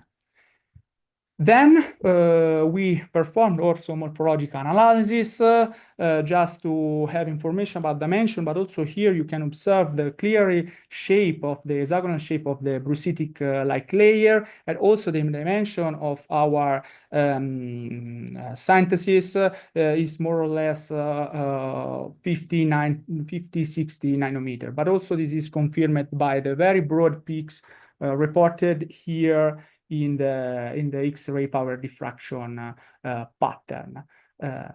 So after that, we decided to perform preliminary results to understand the high pressure behavior of the structural evolution and the structural evolution under pressure of that material in the carbonate form, so LDH in the carbonate form. And we perform this experiment using at the European Synchron Research Facilities in Grenoble, SRF, using the setup available at the Beamline ED15B. Essentially for first to understand their structural evolution, because during their life cycle inside the beam itself, this type of compound are subjected to low pressure, not at ambient conditions. So we need to understand how the anion entrapped inside their structure can react in a range of pressure can be defined as low, medium, but also understand the high pressure behavior of carbonate LDH is important for research in the field of carbonate capture and storage. In fact, as reported by the picture, carbonate LDH are the results of the carbonation of ophiolite, for example. So the high pressure X-ray power diffraction analysis were made using diamond and Bill cell, and the experiment setup was performed, as I said before, the Beamline D15B at SRF, with using neon as a transmitting medium and ruby and gold as pressure calibrant, and using diamond with a Coulée of about 300 micron. And from the picture on the right, you can observe the image of the inside of the duct with our samples here with highlighted by the white arrow, by the white arrow. So for first, we focused showing these preliminary results on the effect on pressure on the main and most intensive peaks located at 7.6 angstrom in the spacing of the carbonate LDH, and the shift with the pressure in the shift of the peak increasing pressure. So From this first result, you can observe how no morphization until 6.4 GPa is observed by our data, in contrary with what was reported in literature. But also you can observe how this shift is not completely linear, can be observed some discontinuities. The first one located near 1.5 GPa and has reported from the literature where observed a decrease of the electrical resistivities, and so is associated with a conversion, so a phase transition to a hydrotal site to a polytype 2H called manassehite, so a 3-layer rhomboedral polytype to 2-layer hexagonal polytype. But also you can observe the other two discontinuities, one located near 4 GPa. Also that one can be associated to possible change in the polytype inside the LDH carbonate of the LDH, but also the last one near 5.3 GPa could be associated to this transition. In fact, as reported by literature, several polytypes are present in the structure of carbonate LDH. So by these preliminary results and the collected data, we can say that no amorphization of the sample were noted until 6.5 GPa, but a reduction of the peak intensities and their broadening were observed. And also given the high quality of the data and the resolution, thanks to the high resolution made by the synchrotron radiation, the observed discontinuity could be significant and can be associated to possible polytype of hydrotal site, but also to the approaching of the lamellas of the crystal structure. So for the future, we need to collect a new data set, also changing the setup using a very big, much bigger cooled of the diamond, and also using different pressure medium that can be intercalated within the structure, and so understand how will be better, but also studying the effect of the pressure by not only by diffraction technique, but also using in situ Raman spectroscopy that could provide information on one side by the transition, on the other side to the intercalation of the pressure medium. But also, and very interesting, is to analyze the contribution of the pressure to the memory effect of LDH. In fact, LDH, when heated over 400 degrees, lost the water and in that case anion CO2. But when re-exposed to the air, retaken water and the anion, so reconstructed the crystal structure, but no literature is reported about the effect of pressure on this property. So could be interesting understanding also the effect of pressure on memory effect. So I would like to say thank you for your attention and thanks to the whole research team. Thank you, speaker. Are there any questions? I have one question for you, Dr. Fastelli. So the LDH structure, have you tried, or has anyone tried and explored what happens when you try to repeatedly cycle pressurizing the material? Because you showed that different polytypes can form at higher pressure. So if you try to repeatedly cycle to different pressures, how structurally stable will that be? And how might that impact the use of the concretes in perhaps earthquake zones, for example? As I know, no literature data were presented or written by this type of, for example, compression-decompression experiment. So about the behavior of the crystal structure under pressure, and so it would be very interesting to study that. So especially in construction near the earthquake zone. Yeah. Thank you. Any other questions? Yeah, Chapo.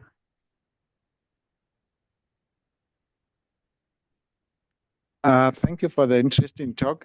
The slide where you showed the 3 powder diffraction pattern, Can you go back to that? Yeah. That one is towards the beginning. Yes, that one. Yeah. I see that the bottom diffraction pattern, the first peak is slightly off compared to the other two. Exactly. Why yeah. is that? Okay, because the black one is the carbonate form, and the anion is quite bigger, so has a different layer dimension with respect to the red one and the blue one that are the nitrate. Nitrate is very small, so has a different despacing, and this is one of the main reason because we have this different shift of the peak position due to the different anion, and it is also very useful for their detection when we try to make synthesis and different experiment on these products. So it depends on the different despacing in the interlayer anion. Oh, okay. Have you considered looking at the amount of stresses that the cement might be exposed to? Thank you. Okay, thank you. In that case, this range of pressure for the cement is quite big, but from 0 to 0.5 GPa could be enough to study the behavior of that compound in the terms of cement conditions. Thank you. Any other questions? Okay, so shall we thank our speaker? Thank you, Dr. Castelli. Thank you very much. And let's thank you speakers for this session. And I believe that brings our session to a close. So thank you for that. And I'll hand now over to Philip to give us some remaining remarks. Thank you.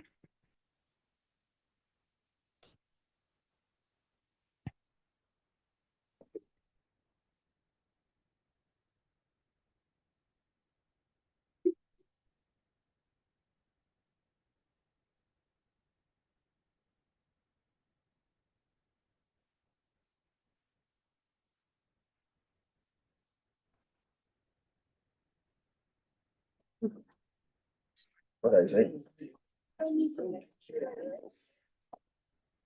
What are you saying? You use favors. All right. I would like to thank I would like to congratulate everyone on the successful of the conference. In particular, I would like to thank the LOC committee because they did a very wonderful, they gave us a very wonderful session. Make it to be unique, especially what we experienced yesterday. They making it to be very unique. So we thank you all. And at the same time, yeah, maybe they can, the LOC, because they deserve an applause so that we can recognize them. You are part of the organizer alone. And we just stand up just to appreciate our LOC. It's very, very important. Not all of us are here. There were others. Yes, they are outside in the reception. Okay. All right.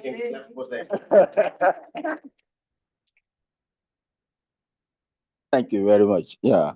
And I must also thank Professor Simon Cornell, and in particular, and then Professor Sekasi, as well as the president of the African Physical Society, Professor Wagu, for their leadership role in making this conference to be successful, as well as Lawrence, Gian, those behind the bar that they are not here physically, but we appreciate all their efforts. So I think we should applaud them as well. My belief, my thought, that what the takeaway from this conference is going to help us a lot. Because I believe most of the collaboration, the connections we try to have here will be able to help us in having a good research output and increase the number of users in Africa as a whole. Without that, we also like to thank all our sponsors because they deserve that. The IUPAP, the UNISA, NRF, South Africa, IAEA, NSLS2, Diamond and ICC, as well as Nephew, and others that I might not be able to mention. We thank you all because without you, we cannot be here. So as tradition demand for being the IOC to bring this to an end, there are some things which I would like us to do in a sense that I'd like to comment about the next African Light Source conference. And the next African Light Source conference in person is going to be in the year 2026 in Zimbabwe. So, which is one thing I want us to know. It's going to be in Zimbabwe 2026. Next. I know it's supposed to be online next year, 2026, but we are going to talk about it in our email if concerning the online conference for next year. So because we want it to be like in person to be biannual events. So then we have the online, but we are going to talk about it via email. We pass it across to everyone. So with this, I would like to call the host for the in-person 2026 to be out so that I can be able to handle the calling stage. Because remember that one of the traditions I mentioned in the opening ceremony is that it has to close the proceedings and it call us next year for the conference. So with this, I think it will be very good to hand over it to them so that at least they know that they can start the work now. All right, so I will call Kuda to come and collect on behalf of the Zimbabwe. This is what he did. This is your. This one is what I want to hand over to them. On this side. Yeah. So we're handing over to them now.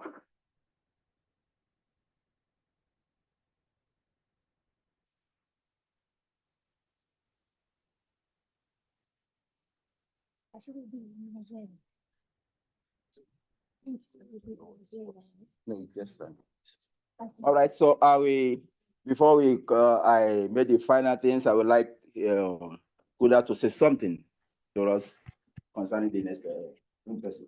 Okay. Thank you very much, Philip, and thank you, everyone. We will be very happy to host you in Zimbabwe in 2026. We are looking forward to you guys. We hope all of you can participate, come to Zimbabwe. We will try to make it a very good experience, and we'll try to include a tour to somewhere where there are quite a number of things that are still to be decided, but I did send a poster for the conference. We have already created a poster. Yeah. Where? I sent it to the email, the send email. Is it Kolani or something like that? Kola, okay. Yeah. See? You have sent it to me instead. I only know that now. Your name is Kuda, right? Yes, for that question. Anyway, whilst we wait for the poster, I think we're planning a very exciting event. We're hoping that we get a lot of participation from all across Africa, especially, and we are hoping that within the next 2 years, most of you guys get engaged in synchrotron activities so that you have a lot to present on in Zimbabwe. We want to make a lot of noise, and I think the goal is we hope that with the African Light Source we'll be getting somewhere by that time, in 2 years' time. So that is the hope, and so start saving funding for your travel, for accommodation. Start thinking about what you're going to present on. Start thinking about the synchrotron work that you could do. I think this conference, what it has done for us is it's given us ideas, right? We've seen the opportunities, and we've got 2 years. It's going to be in November, in 2026. There is enough time for most of us, if not all of us, to have something that we have done that is synchrotron related. Okay, so let's move this forward. I think we had some good speeches last night, and if by now I think we should have the fire burning in us. We really want to have this synchrotron light source in our lifetimes. Thank you very much. I think the poster might not work, but that should be fine. Thank you. You send it to me. Come here. Collect it. We want to see it here. You are online. Miss you when we go. We would love to see it here. You can send it to her. Yeah. Please, just send it. Yeah, just send it so that she can just follow it here. We actually have quite a number of Zimbabweans who have attended this conference. Okay. And so that I think that is going to help. If it's not a waste of time, can we have all the Zimbabweans who have participated in this conference, those who are still here, stand up?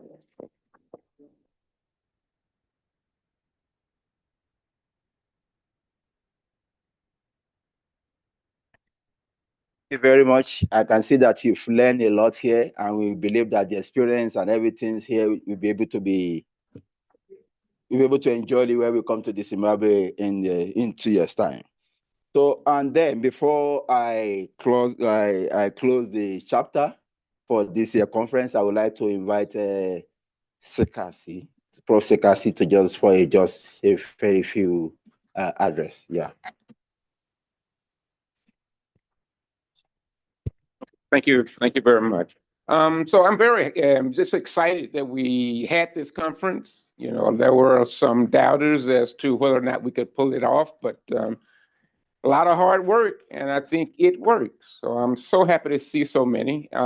One thing that I've come to realize at this particular meeting is we need to recruit some accelerator physicists. Or we do all this talk about synchrotron light sources, but we need more accelerators. I need to pull some of you off of the beam lines, right? And get you interested in accelerators. We have Sine, who's an accelerator physicist.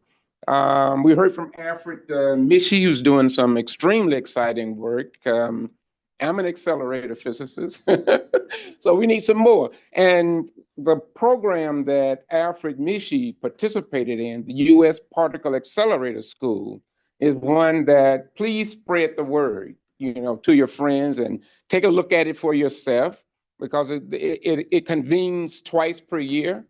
And it's essentially, you know, all expenses paid. And you can go and learn the fundamentals of accelerators. Because if you don't have the accelerator people, as the gentleman from IAEA said yesterday, if you don't have the accelerator people, how are you going to build a synchrotron light source? So please do that. Thank you very much. Thank you, Professor Kazi. And I think it's not that I can see Kuda mentioning Zimbabwe to stand up. I think Botswana should be to stand up, so that at least you can say that we are all here. We Botswana should also stand up, so that at least we are here and part of the African light source. So I think we also deserve that. All Botswanas views, just let us stand up and then to show that we are here. Why are you sitting down? Yeah. Then the photographer. All right. Yeah, thank you very much. Lastly, I would like to thank everyone, those the ICT, the secretary, those who are the SAIP secretariat. They did a wonderful work. We are all here, well details, every information, attend to email per second. It's not a day job. And I think they are all too much to be ignored. So once again, on behalf of the IOC, as well as the local governance committee, as the traditional demand, I thereby declare the conference closed. So I wish you a journey mercy back to our respective places. Thank you.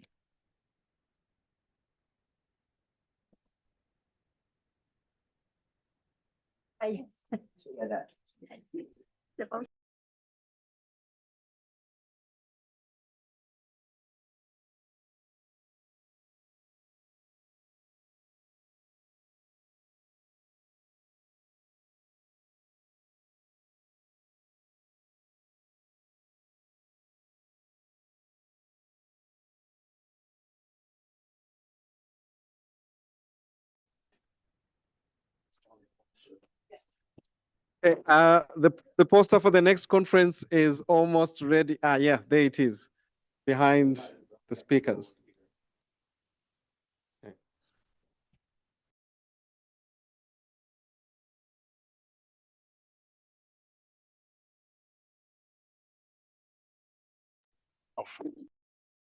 Yeah.